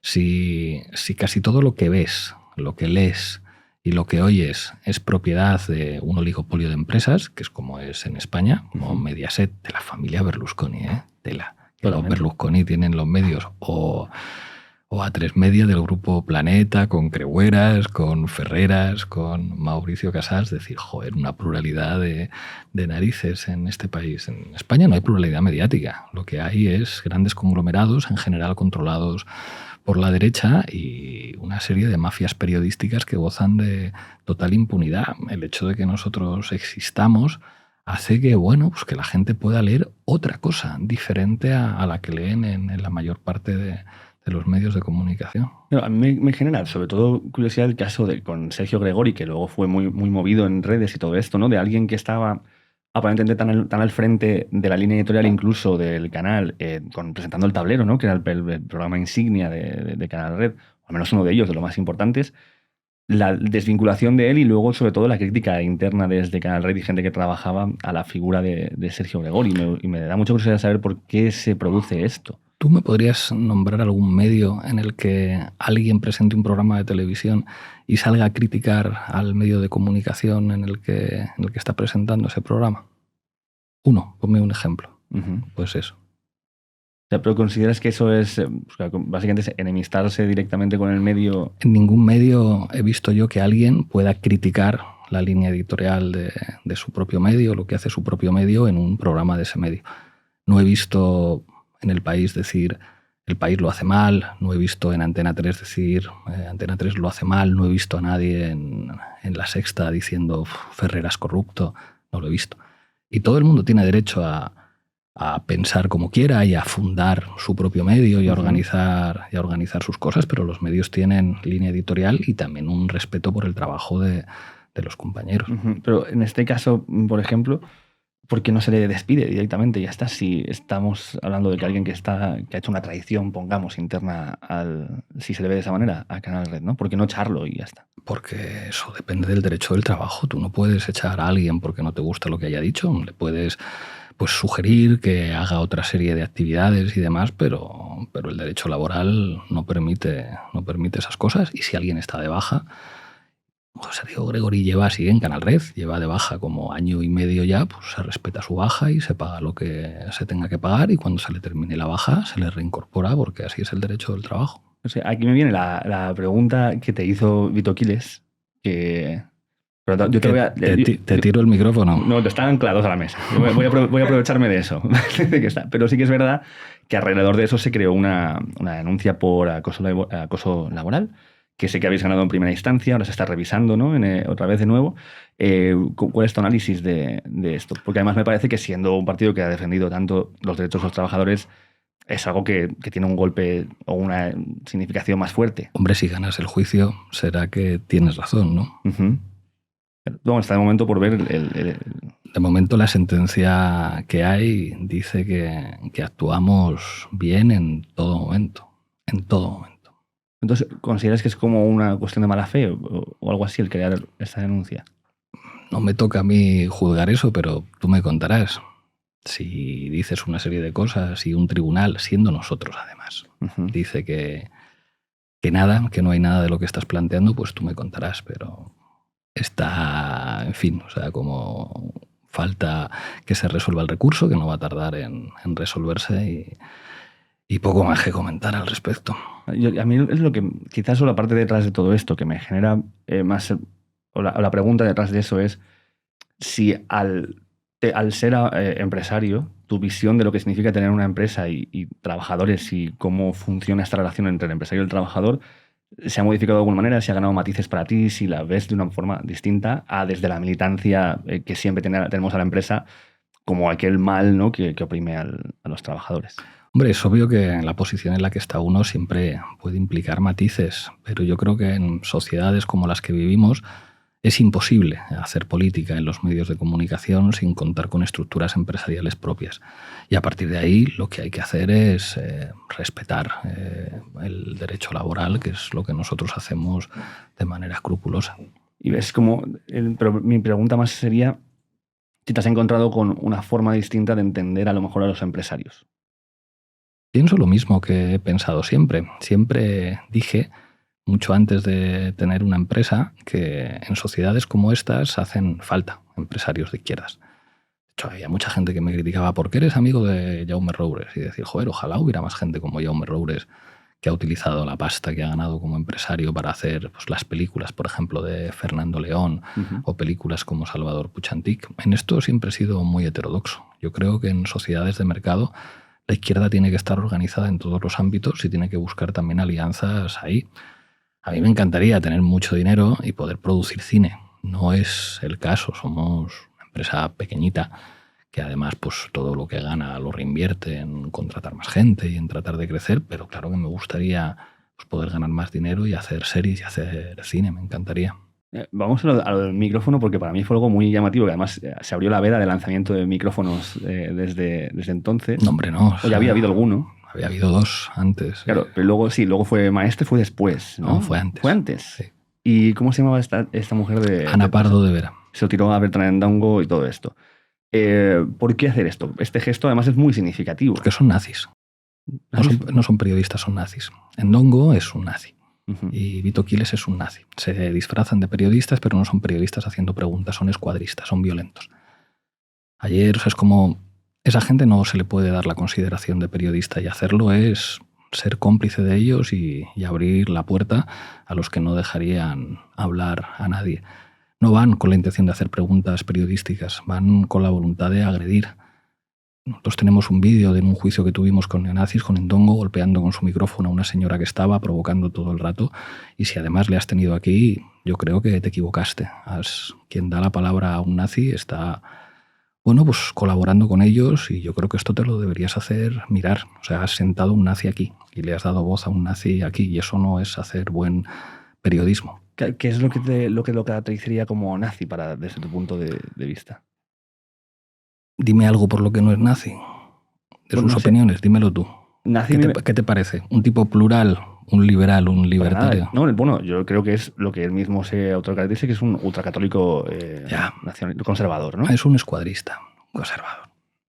Vale, pero me gustaría saber las características de esto, porque yo nazi lo asocio a un periodo concreto, histórico concreto. Entonces si no eres alemán en los años 30 no eres nazi, ¿no? No, quiero decir que puedes tener ideologías que simpatizan con movimientos que fueron claramente nefastos para la humanidad, pero esos movimientos y esos pensamientos son los que me cuesta a lo mejor identificar. O sea, pero con esto tratas como de excusarte, de decir como el nazismo es una cosa de los años 30, aunque haya gente que pueda, como, digamos, simpatizar con algunas de sus ideas, aunque sean violentos, aunque insulten a las feministas, aunque digan que Irene Montero se pone rodilleras. O sea, tú has sentado aquí a un tipo que ha dicho a otra de las entrevistadas que has tenido aquí que ha llegado donde está por ponerse rodilleras y hacer felaciones. ¿Tú te sientes cómodo con eso? O sea, tú sentando a un machista que es capaz de decir eso de las mujeres, ¿te sientes como inocente? O sea, no te vas a casa diciendo, hostia, igual hay gente a la que no debería ponerle el micro. No lo sé, pregunto. Tengo dudas, ¿eh? No te digo que sea como una cuestión plana de vamos a hacer esto. Lo que creo que me pesa más es el intentar entender qué lleva a una persona a pensar o defender ciertas ideas o hacer las cosas. Y mi intento de entrevistar a alguien es salir a lo mejor del radicalismo que puede procesar y ver quién es la persona detrás para que podamos entender el fenómeno. Y luego puedes acusarlo directamente y puedes estar absolutamente en las antípodas de eso. Pero me parece que hay algo interesante en ver en un entorno plural político, porque siguen existiendo estas ideas, quién las procesa y cuál es su entendimiento, su justificación para ellas. A mí al menos es algo que desde lo personal me genera mucha curiosidad. Y me parece, o sea, yo qué sé, hay gente que me imagino que tendría un discurso muy parecido de que te siente a ti delante porque te consideran una persona radicalizada en ciertas formas. Porque es igual, ¿no? Al fin y al cabo, entrevistar a Ndongo y entrevistarme a mí es como el equivalente. Yo no creo que fuera igual, pero te hablo de que creo que hay narrativas que defenderían lo que tú dices desde otro lugar. Sin ser nazis esas personas, quizás. Puedes sentar un día a un palestino y otro día a un israelí, ¿verdad? A que el israelí te explique por qué están practicando un genocidio y que el palestino exprese sus ideas. Eso es buen periodismo, ¿verdad? Poner en el mismo plano al genocida y a la víctima. Claro, no sé si podrías entrevistar a los judíos del gueto de Varsovia y decir cómo se sienten ustedes. Y luego a los nazis que les están exterminando. Sería como un ejercicio de periodismo neutral, de periodismo objetivo, porque a lo mejor hay algunos nazis que consideran que esos judíos son muy radicales y que sus ideas pueden infectar a la juventud alemana. Vamos a escucharles a todos.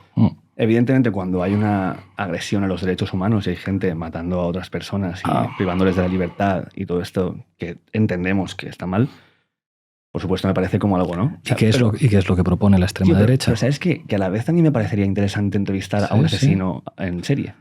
Es verdad, puede ser. Me parecería interesante. Como se hizo con Agapito, ¿no? Que lo hizo Sistiaga y tal. Pero entonces ya es diferente. O sea, ya si les pones en el plano de asesinos en serie, yo también les entrevistaría. Creo que eso puede ser interesante. Pero teniendo claro lo que son. Y cuando tú dices, bueno, pues yo entrevisto a Ndongo, igual que te puedo entrevistar a ti porque hay gente que me puedes decir que eres muy radical. Eso es connivencia con el fascismo, tío. Claro, porque yo no soy fascista. O sea, yo no pretendo privarte de tus derechos humanos, ni de que te metan en la cárcel toda la vida, ni que te den una paliza. Podemos tener ideas diferentes, pero respetamos los derechos humanos. Pero y los ultraderechistas no. Estoy de acuerdo con eso contigo. A lo que yo voy es dónde está o dónde representarías o ves en estas personas, en Ndongo o en Vito Quiles, ese nazismo de atentar contra los derechos humanos. Pero ¿tú les has oído, tío? ¿Has visto las ideas que defienden y cómo actúan? Sí. La violencia con la que actúan. Esa gente estaba en la puerta de mi casa, tío. Eso me parece terrible. Entonces. Desde luego. ¿Entonces? Desde luego, lo que pasa es que creo que a veces desde posiciones... Pero es como, imagínate, uno de estos te da una paliza a ti. Yo digo, que le dieras una paliza me parece terrible, pero no sé, una paliza, ¿por qué? Desde luego, y estoy de acuerdo y me parece que hay cosas que tienen sus límites y invadir la privacidad de una persona en su casa y de crear ese estrés para su familia y para sí mismo es algo que está muy fuera de lugar y muy fuera de una sociedad que quiere ser constructiva. A donde voy quizás es al hecho de pensar que hay muchas actitudes de las que se condenan muchas veces desde estos grupos de gente que cuando se hacen desde grupos de la izquierda no se leen de la misma manera. ¿Por ejemplo? Por ejemplo, Caiga quien caiga ha estado incomodando a periodistas durante muchísimo tiempo, incluso poniéndole un condón en la mano a Fraga y siendo como muy irreverentes, poniendo micrófonos en la cara, siendo... O sea, para ti lo de Vito Quiles y entonces lo de Ndongo es como Caiga quien caiga, ¿no? Creo que tiene una parte muy parecida o que ellos intentan llevarlo por ese lugar. Wow. Creo que intentan llevar, pero me gustaría saber, de hecho, de verdad, ¿dónde ves tú la diferenciación y cuáles son estas características? Nada, son igual. El Gran Wyoming y Vito Quiles... Te lo estoy preguntando genuinamente, Pablo. O sea, yo creo que les estás justificando. O sea, creo que comparar lo que hacen estos con Caiga quien caiga... O sea, Caiga quien caiga, para empezar, trataba de incomodar al poder y yo creo que manteniendo unos mínimos códigos. Estos son ultraderechistas violentos, son otra cosa. No se parecen a Caiga quien caiga en nada. De hecho, creo que si les preguntaras a ellos, alucinarían con eso. O sea, creo que hay que evitar justificar a esta gente y ojalá ninguno vaya por ti nunca. Porque creo que también en esto hay como una actitud de, si no vienen a por mí, a mí me pueden parecer mal una serie de cosas, pero ¿cómo decirte? No vienen a por mí. Claro, aquí yo que veo, por ejemplo, si me fijo en Rufián y en la relación con Vito Quiles, me parece quizás que es una forma en la que él asume, creo que llega al mismo diagnóstico que puedes llegar tú o que llega otra gente de lo que son, pero les dan quizás la respuesta al valor que ese tipo de presión puede tener realmente ahora, porque no es gente que esté pegándole a la gente ni matando a gente, simplemente están procesando unas ideas que son muy conservadoras y a veces de una parte que no, puede tío, ser o sea, les presentas como unos conservadores y no son eso, tío. Entonces, por favor, defíneme las cosas que los convierten en nazis. Genuinamente quiero saber. Sus ideas de ultraderecha.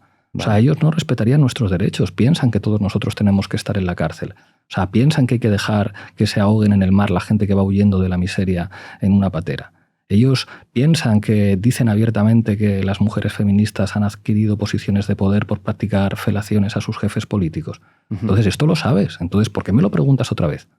O sea, yo te digo estas ideas, te digo, han practicado el acoso domiciliario, Sí. han llamado chupapollas a las feministas, han dicho que tenemos que estar en la cárcel. Y entonces tú dices, vale, sí, pero ¿por qué son nazis? Te lo contesto otra vez. O sea, es que tengo la sensación de que te gusta defenderles. Para o sea, nada, me gusta contextualizar. todo el rato, ¿no? Todo el rato dices que son conservadores. ¿En qué son conservadores?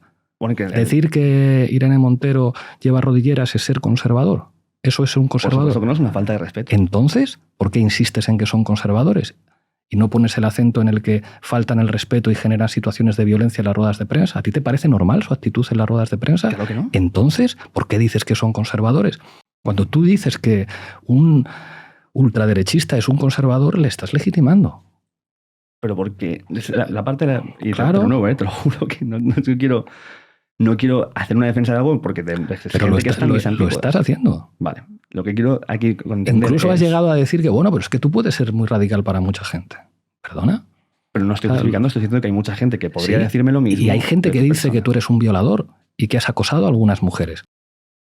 ¿Qué tienes que decir ante eso?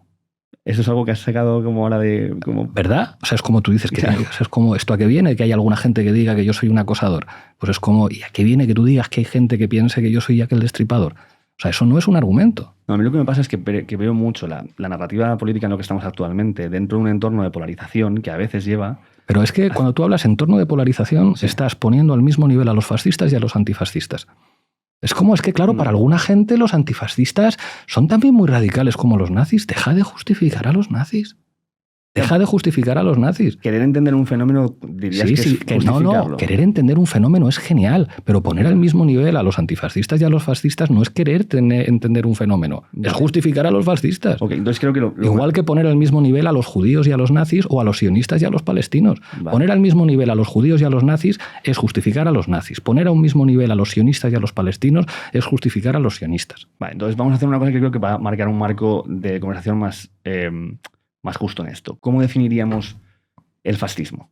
¿Cómo definirías a una persona fascista para entender dentro de ese análisis? El fascismo no es una, digamos, actitud personal. El fascismo es un movimiento y efectivamente es un movimiento histórico que tiene una expresión alemana y una expresión italiana, pero a grandes rasgos podríamos definir a los fascistas de la actualidad como aquellos que no comparten el mínimo común denominador de las reglas democráticas, aquellos que no respetan los derechos humanos, aquellos que normalizan la mentira a la hora de hacer periodismo y aquellos que justifican la violencia política contra los adversarios. Todas esas características forman parte de estos. ¿Has visto el vídeo en el que dos tipos ahogan y matan a un tipo que supuestamente les había robado el teléfono móvil y lo que está diciendo la extrema derecha? No. Que le está ofreciendo asistencia letrada y que lo que ha hecho este tipo está bien. O sea, gente que dice que alguien que te roba el móvil tú tienes derecho a matarle por la calle, esa gente no puede ser calificada de conservadora. Son fascistas. Tú no puedes matar a alguien porque te roba el móvil. Si te roban el móvil, llamas a la policía, que tiene que actuar conforme a derecho respetando los derechos humanos. Y quien está diciendo, es que es lo que hemos estado escuchando ayer, que los migrantes vienen a robarnos el móvil y que tenemos derecho a estrangularlos hasta que se mueran. Tú no puedes normalizar a esa gente diciendo, no, es que la sociedad está muy polarizada. Hay nazis que justifican ahogar a un emigrante al que acusas de haberte robado el móvil, y luego está Pablo Iglesias, que es muy radical también. Hombre, por Dios. Vale, yo creo que no es en este caso la radicalización que yo veo hablando de ti, sino el apoyar a figuras que representan estas cosas que tú has dicho fuera del fascismo, como puede ser Nicolás Maduro en Venezuela. Ah, claro.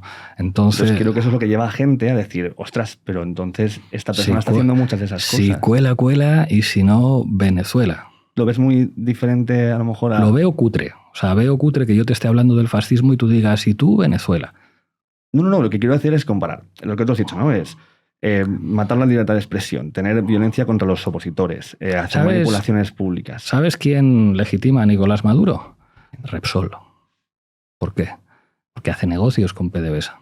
Claro. Claro, pero no lo dices. Es como el problema es Iglesias.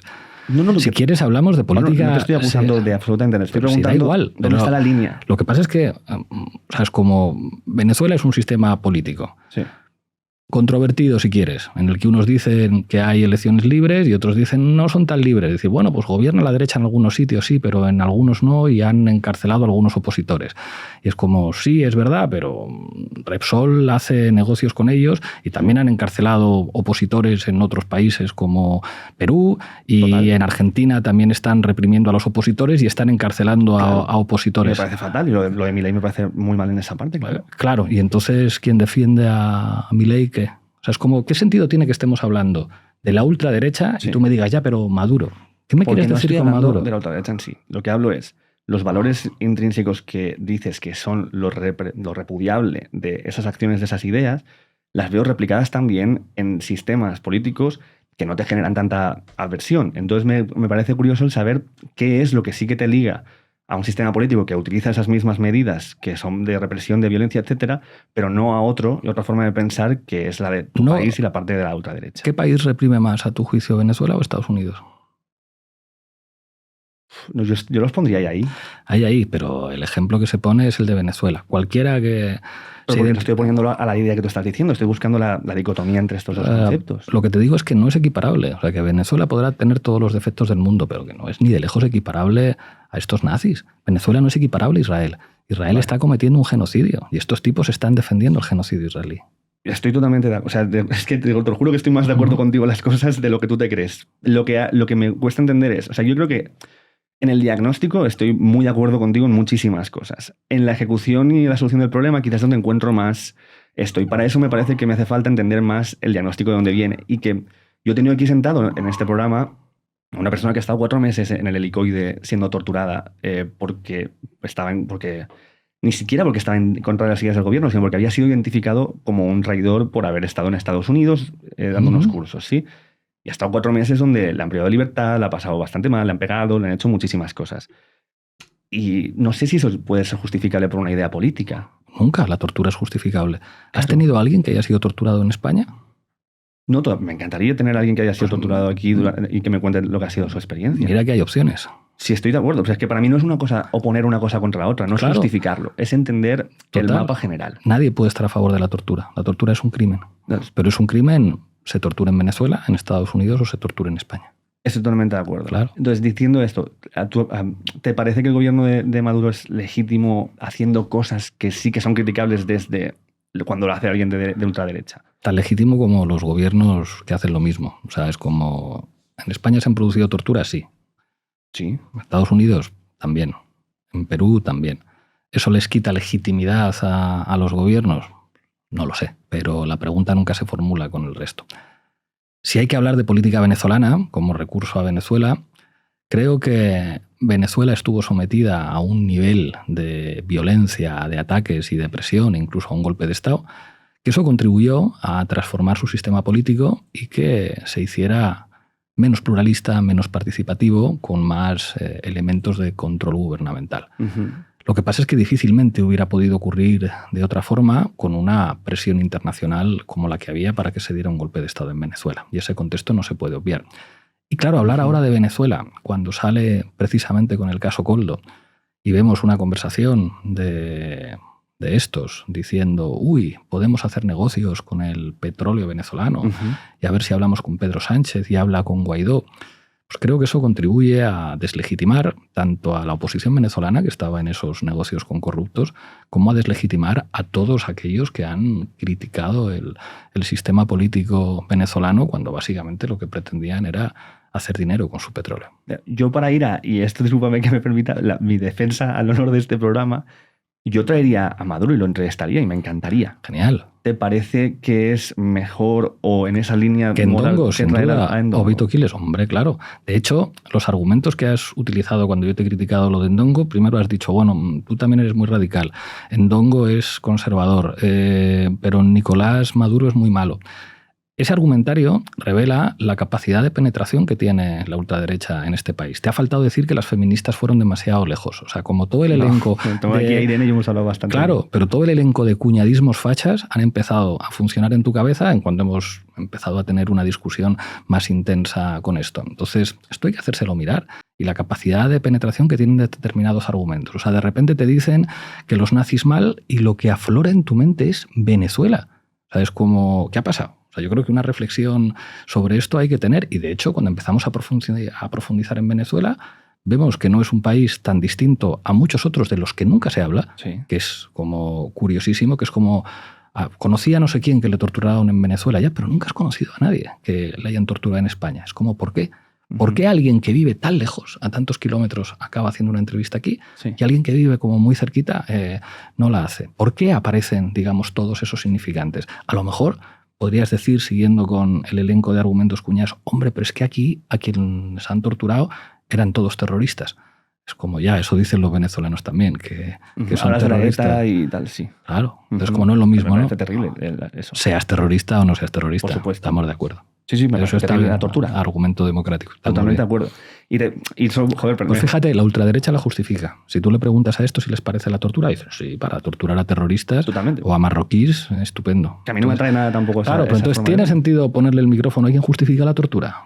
Esa es la No, ¿verdad? verdad. Entonces, ¿no tendría sentido ponerle a Maduro un micrófono delante? Lo primero, no creo que Maduro justificara la tortura. Pero si está torturando a esa gente en su Bueno, él país. te dirá que es mentira, que es lo que te dirían Vale. los mismos a los que lo pondrían aquí, lo cual no está mal. Los israelíes directamente dicen, sí, torturamos, y está bien que lo hagamos. Es todavía peor. Claro, yo simplemente, te lo juro que esto es por meter una pieza, no te he hecho... Y aparte es como, pones como Maduro que está torturando. Sí. ¿Tú dirías Felipe González torturó? Claro.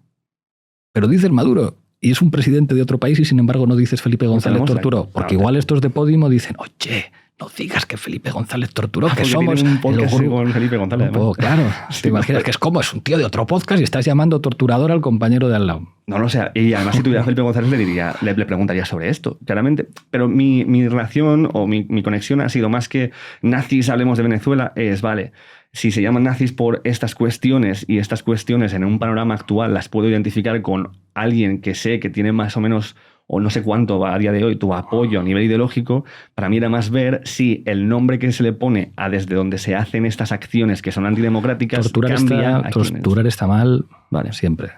Vale, ya está. Pues pasemos de esto, ¿vale? Hay una Listo. cosa que me apetece mucho hablar de orígenes, tío, porque es algo que tuvimos... Yo he vivido unas cosas muy paralelas contigo.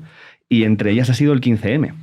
Yo llegué al 15M en Barcelona, cuando eran 6 personas tiradas en la plaza, y en plan de, bueno, ¿y esto qué es tal? Y dije, bueno, veremos. Y pasé al día siguiente, y había más gente, yo estaba estudiando cine, y acabamos montando la comisión audiovisual, los que reportábamos y grabábamos todo lo que estaba pasando en el 15M y todo esto. Es que nosotros nos echaron a hostias. Esta fue para mí la grandísima diferencia entre Barcelona y Madrid, que nosotros, no sé si te enteraste de esta movida, pero nos dijeron ya cuando llevábamos tiempo y ya había presión por la policía afuera y estábamos acordonados haciendo el cordón humano para que no entraran, nos dijeron que querían entrar a limpiar la plaza, que dejáramos entrar los camiones de basura. Y nos hicieron un Troya fantástico. Claro. Dentro de los camiones de basura había policías y empezaron a pegarle hostias a la gente de dentro para afuera. Entonces nos sacaron, acordonaron la plaza, se acabó. Frustración máxima, equipos enteros de cámaras, de todo, discos duros, ordenadores, siendo tirados al camión de basura y prensados mientras el jefe de los Mossos decía que se estaban recaudando, recopilando los materiales para que la gente los recuperara. Bueno, y nos sentimos muy frustrados y muy cabreados porque, tío, lo que se sentía ahí en las asambleas, cuando había 1.000, 2.000 personas en silencio, haciendo lo de las X, aplaudiendo así y tal. O sea, ese momento para mí es algo de una esperanza política que no teníamos mucha gente en ese momento y que se fue al carajo para nosotros en Barcelona. Pero de repente vimos que en Madrid, que estaba pasando esto de forma hermanada, de ahí salía algo que tenía una calidad política. Y me gustaría mucho saber tu recorrido. Primero, cómo empieza para ti el 15M y las plazas y qué es lo que vas viendo de desarrollo interno. O sea, como imprevisto completamente, una semana antes del 15M estábamos en La Tuerca hablando de las revoluciones árabes y lamentándonos de que los jóvenes árabes la estuvieran liando parda y que en España no pasara nada. Y después llegó el 15M y nos sorprendió. Y aparte era como un movimiento en el que pues, las izquierdas tradicionales no tuvieron nada que ver. Fue como una explosión de indignación. Es verdad que allí había estado Juventud Sin Futuro y habían estado pues, grupos como Democracia Real Ya, pero que contribuyó a modificar la estructura ideológica de nuestro país. Y nosotros fuimos pues, a informar. Hay algún vídeo mío ahí con el micrófono entrevistando gente en la Puerta del Sol. Y a partir de ahí, bueno, pues se fue abriendo como una oportunidad Una oportunidad porque había cada vez una población más disponible a escuchar determinadas cosas. Y Podemos seguramente no hubiera sido posible sin la apertura de esa oportunidad, sin que muchos sectores sociales abrieran sus orejas a determinados argumentos. Y yo creo que nosotros fuimos capaces de politizar muchos elementos que estaban inmanentes en el discurso. El 15M no cambió el comportamiento electoral, volvió a ganar la derecha, pero sí, poco a poco, fue dejando una serie de sedimentos que nosotros fuimos capaces de activar. ¿Y cómo fue para ti el nacimiento de esto? O sea, ¿en qué momento de pasar de estar de juntarse por una queja común se empieza a dibujar la idea de un proyecto político, de sacar de ahí algo que funcione para la ciudadanía? No hay conexión. Se ha tratado de escribir como que Podemos es la expresión política del 15M y no es verdad. De hecho, Podemos surge en 2014 en un momento más bien de reflujo y en todo caso más vinculado a las marchas de la dignidad, que ya era una cosa diferente al 15M y con una presencia de izquierdas como mucho más acusada. O sea, no es que los indignados decidieran formar un partido político, eso es un relato guay que se Pero nosotros lo vivíamos así desde hostia, ¿de qué salió algo? No es eso. El 15 me cambió la sociedad y como hizo a la sociedad estar más disponible para escuchar determinadas cosas. Y nosotros, que teníamos a un chico con coleta que iba a la tele, empezamos a decir una serie de cosas que conectaban bien con ese nuevo sentido común que había generado el 15M. Y a partir de ahí lanzamos una candidatura a las europeas. Pero no es un proceso que se haga de abajo hacia arriba, para nada. No fue eso. Fue un grupito muy pequeño de gente que me tenían a mí en las teles como prácticamente único patrimonio político y potencialmente electoral. Tiramos y salió bien. ¿Y cuál es la relación con Izquierda Unida en toda esta creación y en este inicio? Yo al principio estaba convencido que esto sin Izquierda Unida no se podía hacer. Y algunos compañeros no estaban de acuerdo y nos fuimos a hablar con Izquierda Unida, a decirles vamos juntos a las europeas y tal. Dijeron que ni hablar y gracias a que nos dijeron eso tiramos solos y nos fue mucho mejor. Pero yo siempre pensé que había que tratar de agrupar a todos los sectores de la izquierda en torno a algo nuevo, pero que estuvieran todos los sectores y siempre trabajé por eso, no siempre con buen resultado. Claro, ¿tú crees que puede haber habido un resquemor, un sentimiento de traición por parte de Izquierda Unida, de cómo nace Podemos en ese momento? Es posible que sí, lo que pasa es que después, cuando ellos estaban en una situación como muy complicada, al borde de la desaparición, nosotros les tendimos la mano y les llevamos al gobierno y yo creo que no se pueden quejar. Bueno, y luego pasó un poco al revés, ¿no? Y luego, efectivamente, y luego pues apostaron por Sumar, apostaron por el veto a Irene Montero, pero bueno, creo que vuelven a estar en una situación muy delicada. Pero aquí hay una cosa que la hablamos además justo con Irene y me gustó mucho la respuesta que me dio, que es cuando nace el personaje político o la carrera política, ¿no? Empieza a haber algo que creo que es inevitable en toda persona que se dedica a la política, que es la carrera política enfrentada hacia las ideas que procesas y lo que quieres cambiar realmente, y viendo cómo tus posibilidades se van limitando y van cambiando durante el camino y tú tienes que cambiar un poco a cuánto tienes que ceder o no de esas ideas para poder permanecerte como político profesional. ¿Esto cómo lo has vivido tú? O sea, nunca me he considerado un político profesional, me he considerado un militante. Y era militante como secretario general, como vicepresidente, como diputado o ahora como director de Canal Red. Militante.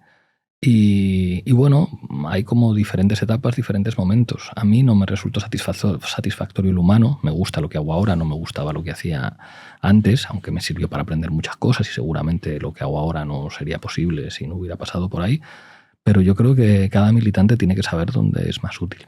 Y en ese momento, porque mira, una de las cosas que dijo, y creo que la apunté por aquí, y Irene, que me pareció interesante, es que le pregunté por esto, de la tensión entre el personaje político por encima de los objetivos a veces y cómo encontrar este equilibrio, y ella me dijo que el principal problema de Podemos como proceso político fue desde sus inicios, la convivencia de eso. Así que puedo enseñar el clip para no descontextualizarlo tanto. No, está bien. O sea, pero ¿cómo que dijo exactamente? La frase que le tengo aquí, si no, de hecho, tengo ahí un clip pequeñito, es que la tensión entre el personaje político y los propios objetivos que se quieren conseguir, eso fue el principal problema de Podemos como proceso político desde sus inicios.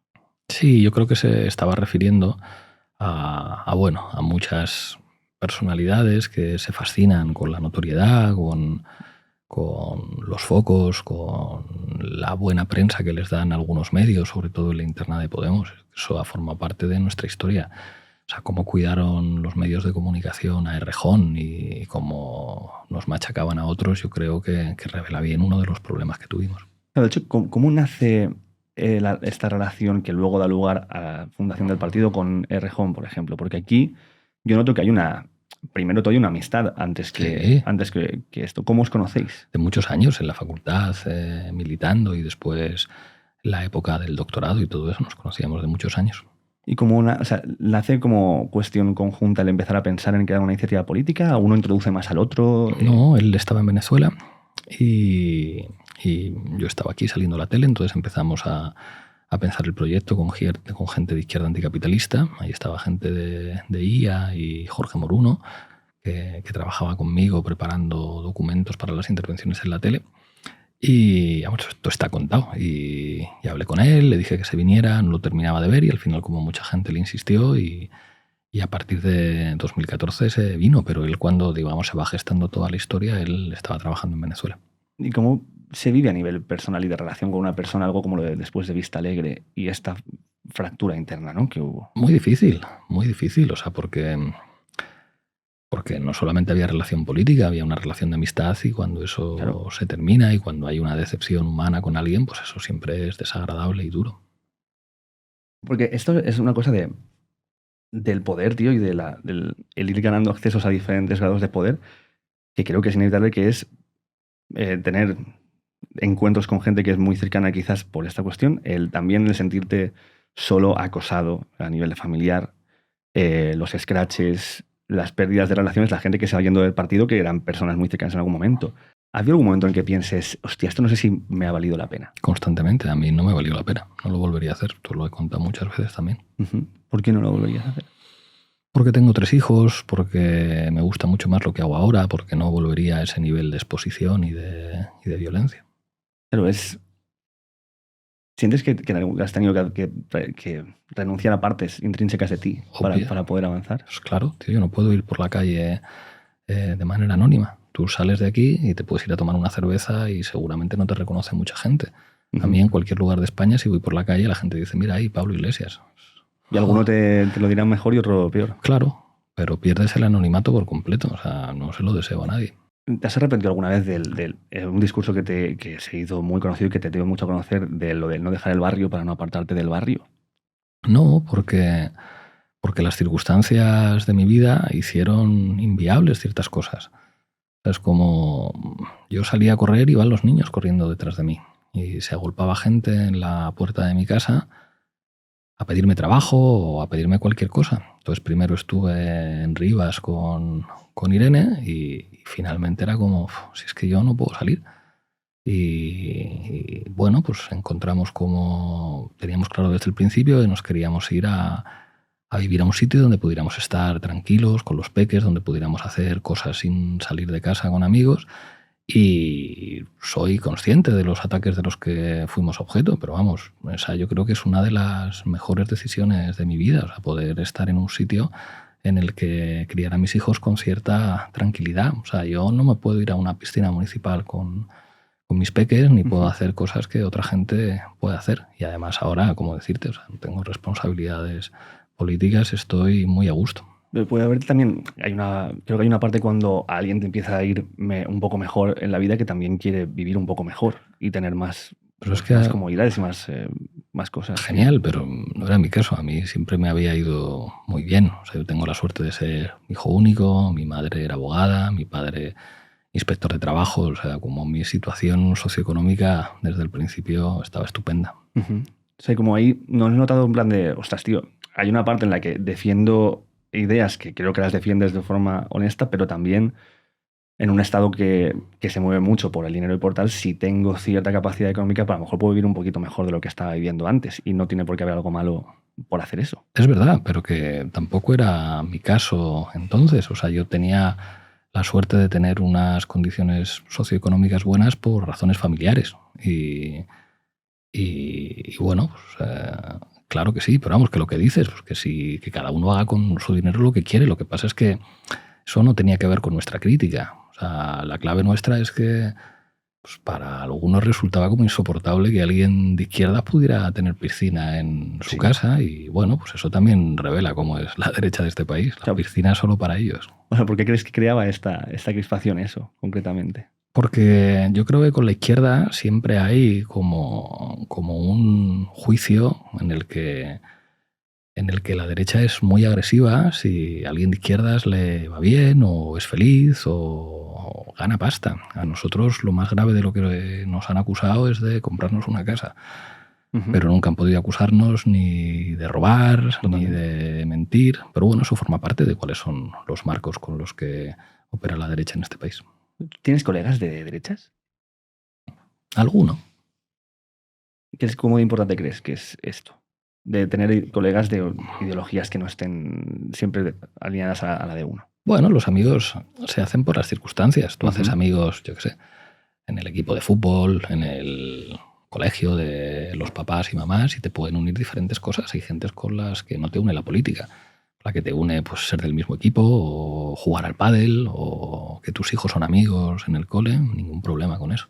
Lo que me preocupa es que yo creo que en un entorno sindicalista, de la UGT y todo este rollo, y a mí sí que yo creo que sí que tengo una parte dentro de mí en la cual se me ha vendido el dinero como un mal del cual casi huir y el empresario como intrínsecamente sea quien sea, alguien maligno que solamente busca enriquecerse a costa de los demás. Y creo que es algo que es un mensaje muy, muy interno de la izquierda. ¿Qué opinas de esto? Hombre, siempre quien tiene una posición de poder tiene que recibir un escrutinio mayor. O sea, es lógico que el derecho laboral proteja a los trabajadores que tienen a priori una posición más débil que la que tiene el empresario, pero buenas y malas personas hay en todas partes. Claro, ¿tienes colegas que tienen empresas y que conoces la parte de cuando se sindican los trabajadores, de lo que significa? O sea, que si tengo un colega empresario que ha tenido un conflicto laboral con... O gente que conozcas, ¿eh? O sea, algo que te haya hecho verlo en plan de, ostras, vale, desde dentro se ve de esta manera. O sea, entiendo que se puede ver, que hay gente que lo puede ver de distinta manera, pero no ha cambiado mi manera de percibir eso. O sea, en Taberna Garibaldi creo que montaron un sindicato, ¿no? Para hablar de las condiciones laborales y para reivindicar mejores cuestiones. Y con todo el apoyo de la taberna. De hecho, cuando fueron ahí los honrados medios de comunicación a ver si podían allí sacar alguna mierda, lo que vieron es que no había ningún conflicto ni ningún problema. Había que un trabajador se había hecho de un sindicato y había puesto un tuit y a partir de ahí pues la honrada prensa española trató de... ¿No han montado un sindicato propio de la taberna? No, una sección de un sindicato que existe. De la CNT, ¿no? Claro, y ya está. Pero eso, si se hace en la Garibaldi, se convierte en carnaza para medios que maltratarían a los sindicalistas de su propia empresa. Bueno, hostia, la Garibaldi además últimamente ha estado bastante empresa por lo del crowdfunding y todo esto. Y yo creo que ha habido bastante caña por esa parte, ¿no? Por el hecho de pedir crowdfunding. Y esto a mí me genera mucha también. Es algo que me genera curiosidad de cómo nace la idea de hacer el crowdfunding y de las recompensas que se da a la gente por hacer el crowdfunding. O sea, lo del crowdfunding es porque la Garibaldi no está pensada, aunque tenga estructura empresarial, para ganar dinero. De hecho, si se gana algún dinero, se reinvierte en hacer actos y en hacer cosas. Y ha querido ser pues como un espacio cultural antifascista para la gente. Entonces se nos queda pequeño, queremos hacerlo crecer y no engañamos a nadie. Quien nos quiera apoyar, nos puede apoyar y quien no quiera, pues que no lo haga. Y luego pues hay mucha gente que se enfada porque haya gente que nos apoya y les insulta y les llama idiotas y no sé qué, pues se están retratando. Y lo de las recompensas, o sea, yo inicialmente pensé, joder, pues las recompensas invitamos a la gente a comer, a probar cosas y tal, pero nos dijeron los de Goteo que no se puede. Que no podía haber recompensas como que fueran monetizables o no sé qué, entonces que tenían que ser simbólicas. Pues simbólicas, pues canciones, fotos, es como por eso lo hicimos así, vídeos. O sea, porque se me ocurre que y la idea de crear una cooperativa y que la gente tenga una participación, a lo mejor, que me parece que es algo, o sea, ¿por qué crear una empresa que con ánimo de lucro, aunque sea sin ánimo de lucro, ¿no? En lugar de otras opciones que porque tienen? Lo decidimos así. Vale. ¿Cómo sois en el podcast este? ¿Sois cooperativa o cómo sois? No, somos una empresa. ¿Y por qué no creasteis una cooperativa? Porque está hecho por un ánimo de lucro para que nosotros ganemos dinero. Para ganar dinero y para nada más. Bueno, ganar dinero y entretenernos y dar contenido a la gente que le pueda parecer interesante. O sea, a nosotros nos encantaría ganar dinero y poder crecer y abrir más cosas. Lo que pasa es que pues con todos los que somos y demás, y con los sueldos que se pagan, no da para ganar gran cosa, y fue como la estructura de la que nos dotamos que nos parecía más eficaz y que funcionaba mejor con 3 socios, vamos. Claro, pero se planteó a lo mejor otras opciones y se planteó, o sea, porque me genera curiosidad por qué no crear algo donde la gente pueda participar dentro de la economía, desde donde vienen las ideas de las que decís, ¿no? Como siendo un espacio para el pueblo y contra el fascismo y tal, como me parece como algo en plan que podría ser una idea interesante. Somos una taberna. Y ya está. Gracias, Marta. Quiero seguir con el recorrido, tío, porque tu historia... ¿Sí? Ah, vale, me dijeron que eran 2 horas. 2 horas, ni de Sí. coña. No tengo 2 horas, tengo que irme a la base. No te dijo ¿Sí? Guillén que son 2 horas ni de coña. Vale, es la 1. Me dijeron que hasta la 1:30. 1:15, tío, que es que no llego a la base. Vale, no te preocupes. No te quiero yo aquí Te agradezco. estropear tu agenda y tu programa.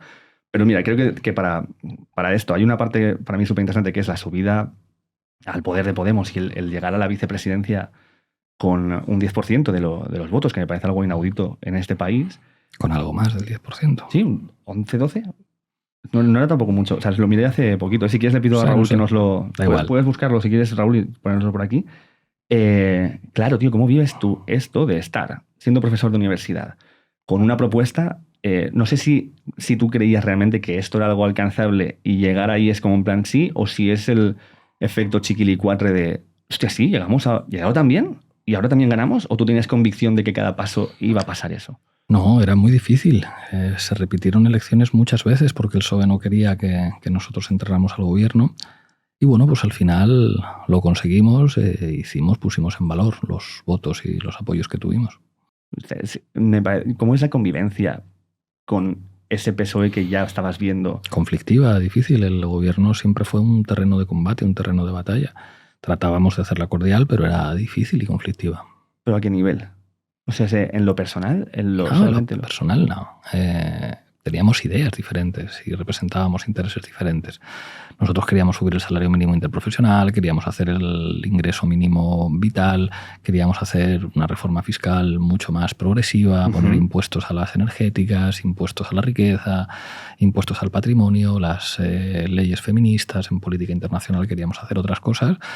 Éramos débiles porque éramos la parte pequeña del gobierno y pues claro que había conflicto.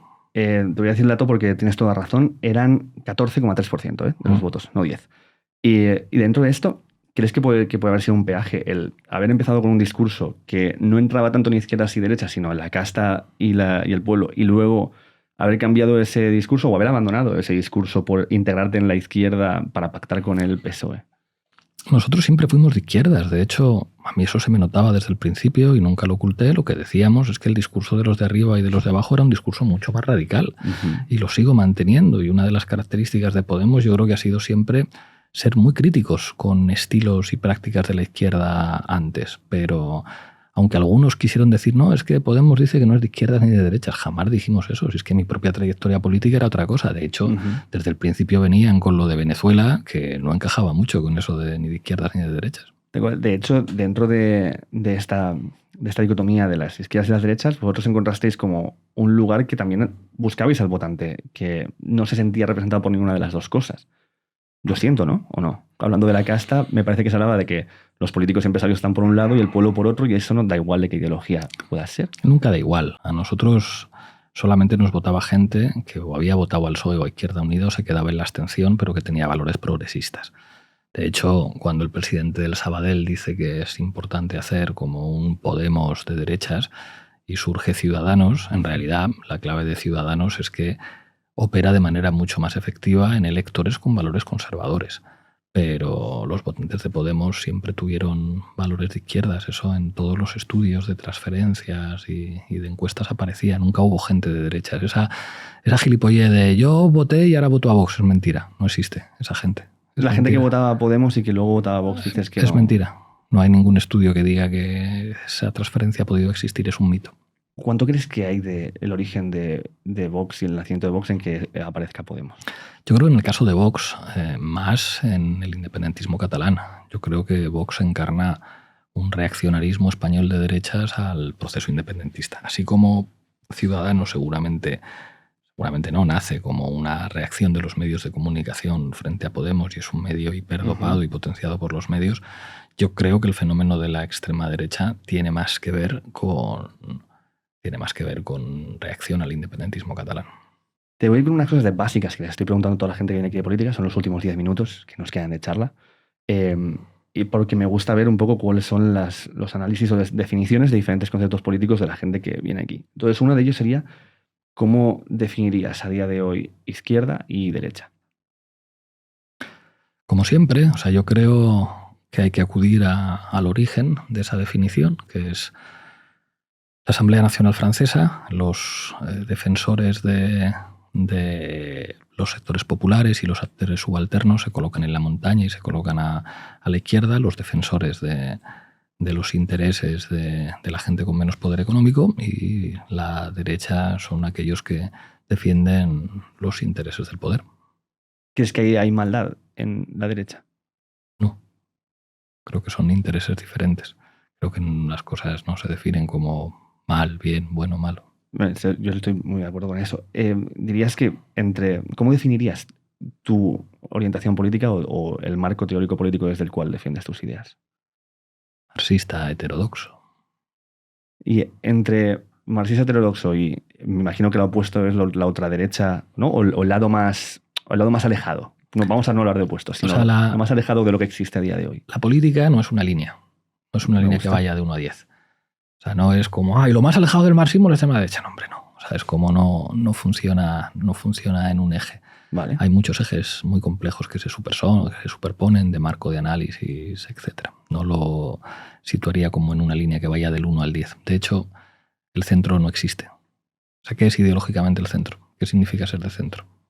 La verdad que no lo sé a día de hoy. Dime un valor de centro. No hay valores de centro, hay valores progresistas o valores conservadores. Pero ¿no te parece que incluso yo veo muchas similitudes entre pensamientos de izquierdas y de derechas en cosas troncales? Sobre todo porque estamos en España y creo que en una socialdemocracia hay muy pocas. Si tú lees los panfletos políticos, los programas políticos de diferentes partidos, hay bastantes puntos en común entre ellos. Solamente que creo que son las cuestiones sociales, las cuestiones que van respecto a minorías y cosas. La de economía tampoco se toca muchísimo. La migración quizás también es una de las cosas más diferenciables, ¿no? Pero me parece que a veces hay más cosas en común en los troncos ideológicos porque un país comparte también una forma de ver el mundo. ¿Entre quién? Entre los diferentes partidos. Por ejemplo, ponme un ejemplo. Bueno, claramente entre el PP y el PSOE vemos muchas similitudes. ¿En qué? En la defensa de la democracia, en la forma en la que se... ¿El PP en la defensa de la democracia? Hombre, se consideran demócratas y aférrimos Después ambos, ¿no? de las cloacas. O sea, pero como que defienden más la democracia que nosotros. No sé si más. Digo que se defiende la democracia como un valor intrínseco de la unidad de España. ¿El PP? O sea, que me dijeras que defiende la unidad de España, pero ¿en qué defiende la democracia? En que son un partido demócrata y que muchos de sus representantes defienden la democracia. ¿Más que quién? ¿Más que los de Bildu, por ejemplo, defienden la democracia? Yo no sé si digo más, simplemente como me parece que tienen dentro de sus valores el pensar que tiene que haber elecciones libres, que la gente puede elegir. Pero si vienen del franquismo, es un partido fundado por 7 ministros de una dictadura. Sí, entonces, estoy de acuerdo. Quiero que tú puedes venir de un lugar en un contexto concreto y evolucionar en base a cómo es la sociedad. Pero entonces son más demócratas que quién. No creo que sean más demócratas. Pues todos los partidos en España son demócratas. Yo diría que sí. Entonces no significa nada. Si todos son demócratas, si un elemento no te puede diferenciar de otro en términos ideológicos. Exactamente. El problema es que eso es mentira.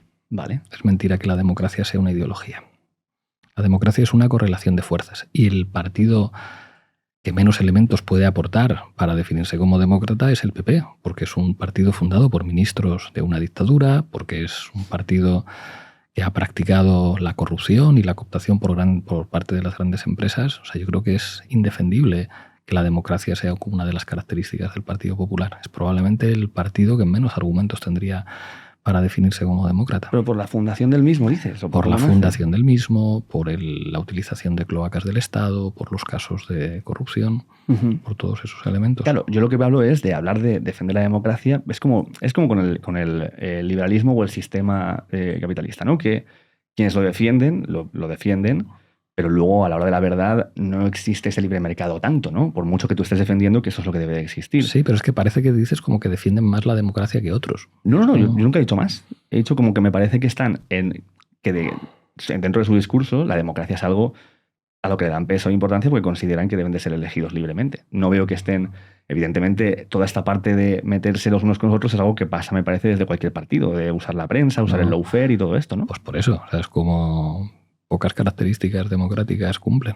Pero, por ejemplo, yo creo que el PSOE también defiende la democracia y hace también estas cositas, ¿no? Sí. ¿O ves que no lo hace? No me convence mucho esto de que la democracia sea una cosa que defienden el PP y el PSOE.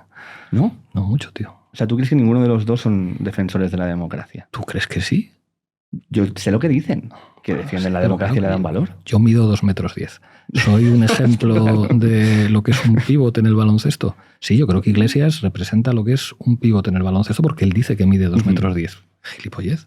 Claro, pero entonces, ¿qué es lo que consideras? ¿El uso de los medios y del lawfare y tal, eso sería lo que nos convierte en antidemocráticos dentro de lo que me estás diciendo? Hombre, la praxis democrática será lo que define un partido como democrático. Que el PP, ¿por qué es demócrata? Por sus primarias internas, por la participación de los militantes en la elección de los cargos del partido. ¿Por qué es demócrata? Porque está en un sistema democrático y no tiene otra forma de ser. Entonces Vox también es demócrata porque está en un sistema democrático. Hasta que demuestre lo contrario con acciones que vayan en contra de la democracia. Y el PP no ha demostrado lo contrario, no ha hecho ninguna acción que vaya en contra de la democracia. Los papeles de Bárcenas no van en contra de la democracia. Claro, pero es que yo lo que creo es que esto ve con otra cosa, tío, esto no funciona. O sea, esto como de que la democracia es una característica del PP y del PSOE, no te lo compra nadie. Pues yo creo que esto es parte de una democracia. Estas cosas que tú dices. Genial. O sea, que es parte de una democracia el lawfare, es parte de una... Eso podrá ser parte del sistema político, pero no parte de la democracia. Pero podrá ser parte de la realidad, pero no parte de la democracia. Pero dirías que ¿El fraude electoral es parte de la democracia? Eso me lo pones jodido, ¿eh? Porque evidentemente no de que se haga democracia, sino de cómo funciona los sistemas democráticos y lo que intenta cada uno para ganar su parte de la tostada. O sea, no sé si existen sistemas democráticos donde no exista el lawfare, las pensiones y al menos el intento de fraude. Pues a lo mejor es que no son tan democráticos. Esa es la cuestión, que no sé si existe. Tema, esto no funciona, tío. Está bien. Vale, te hago de las últimas preguntas. Ya te quedan de 5 minutos, ¿vale? Y ya te libero para que te vayas a la base. La otra es, la palabra progre o rojo, ¿qué te dice? Son muy distintas. Nosotros utilizamos casi progre en Canal Red con una carga valorativa negativa. Como irónica, como progre, como de que intenta parecer de izquierdas, pero que en realidad no lo es. Y yo creo que rojo es un sinónimo de comunista, ¿no? O sea, como de muy de izquierdas. Entonces, digamos, si eres progre sí que la democracia ahí sí que es. Ah, y si eres rojo no. Y si eres rojo sí. No, las dos cosas, digo. Que en esos dos términos no te pongas a la defensiva, Pablo, tío. La defensiva no. Entonces, si eres progre es que eres demócrata. Y si eres rojo... No, las dos cosas. Te gusta Maduro. Si eres progre y si eres rojo... Digamos que en estos casos sí que pondrías como que la democracia sí que es un valor que se busca y que se defiende. Creo que manejamos nociones diferentes de democracia, pero sí. Vale. ¿Qué puede ser al que hayas podido caer en algún momento en acciones que sean vistas como no democráticas desde fuera? Hombre, comparado con el PP, o sea, visto que has dicho que el PP y el PSOE es un partido demócrata, yo te tengo que parecer el mayor demócrata del mundo. Vale. Pero, por ejemplo, esto que hablábamos antes de lo de Vito Quiles, ¿esto podría ser... ¿Esto es un gesto democrático? Hombre, el más democrático de los gestos, pararle los pies al fascismo. ¿Puede haber algo más democrático? Lo que no es democrático es lo tuyo, sentar aquí en Dongo. Vale. Tú eres aquí el menos demócrata. O sea, hacer porque haya gente que no favorecer a los fascistas no es ser demócrata. No digas que favorecer a los fascistas es permitir que alguien te haga una pregunta. No. Favorecer la presencia del fascismo entre los medios de comunicación, eso no es ser demócrata. Ser demócrata es ser antifascista. Pero si la definición y el hecho del fascismo... Si a ti, Vito Quiles, te parece un demócrata, porque puede ser, porque como decías antes que era conservador, el PP es conservador, Vito Quiles... claro, porque de eso depende de conocerlo. Para saber si alguien es demócrata o no hay que conocerlo personalmente. Gilipollas. Sí, conozco muy pocas cosas de Vito Quiles, solo lo que he visto en clips y las enfrentaciones con vosotros. Si lo que pretendes decirme es que poco democrático Iglesias tirarle el micrófono a Vito Quiles, lo que te contesto, digo por hacerla corta, tío. Es como no, al contrario. El antifascismo es la máxima expresión de la democracia. Y más en un país como España. O sea, si hacemos acciones... Pero si ya te he contestado, tío. O sea, es como cualquier acción antifascista es una acción de máxima expresión democrática. Vale. O sea, la acción depende más de contra quién se hace que de la acción en sí misma. De los espacios que libera para la democracia. Donde hay un fascista no puede haber democracia. Vale. ¿Tú considerarías, última pregunta, que estás radicalizado en tu pensamiento y en tu forma de ver la política? procuro ir a la raíz de las cosas. Hay dos formas de pensar, yendo a la superficie, lo cual implica cierto grado de estupidez, o tratar de ir a la raíz de las cosas. Implica pensar de manera radical. Sí. Pero el radicalismo, aparte de la acepción de la raíz, tiene la exclusión, ¿no? Ideológica también. Esa es la que le estás dando tú. Yo te estoy explicando lo que significa radical. Y tú estás pretendiendo decir que, como esta canción, que yo creo que podríamos acabar el podcast con esto, extremismo, mal, no sea radical. Sí, esa es, ojete calor. Claro, ojete calor se estaba riendo de tu concepción de la palabra radical. Entonces, esa concepción, diríamos que desde esa concepción no consideras. Viva ojete calor. O sea, lo que tú estás diciéndome es, mi concepción de la radicalidad es aquella de la que se burla ojete calor. Y yo es como, tío, háztelo mirar. Porque tú estás diciéndome, ser radical es ser extremismo y extremismo está mal. Yo te digo, no, ser radical es ser... Sí, tío. Has dicho, yo te he explicado lo que es radical. Y tú después me has dicho, bueno, esa es una acepción de radical. Eso es. Otra acepción de radical es ser extremista. Y entonces yo te he contestado, claro, de esto se descojonaban los ojete calor. De esa acepción que me estás tú poniendo aquí para que yo diga que soy extremista, que no, radical, de ir a la radicalidad de las cosas, frente, digamos, al pensamiento que opera en lo superficial. Vale, o sea, en esa acepción y no la otra acepción. O sea, ya está, ¿no? Lo dejamos ahí. Pues muchísimas gracias a ti, tío, Pablo, por haber venido. Gustazo. Que vaya genial en la base. Irá bien. Creo que estáis haciendo hoy bastante curro. Y hoy hablamos de la guerra de Irán e Israel. Pues espero que nos veamos en otra ocasión. Seguro que sí, tío. Un gustazo. Gracias, gente, por vernos. Hasta luego.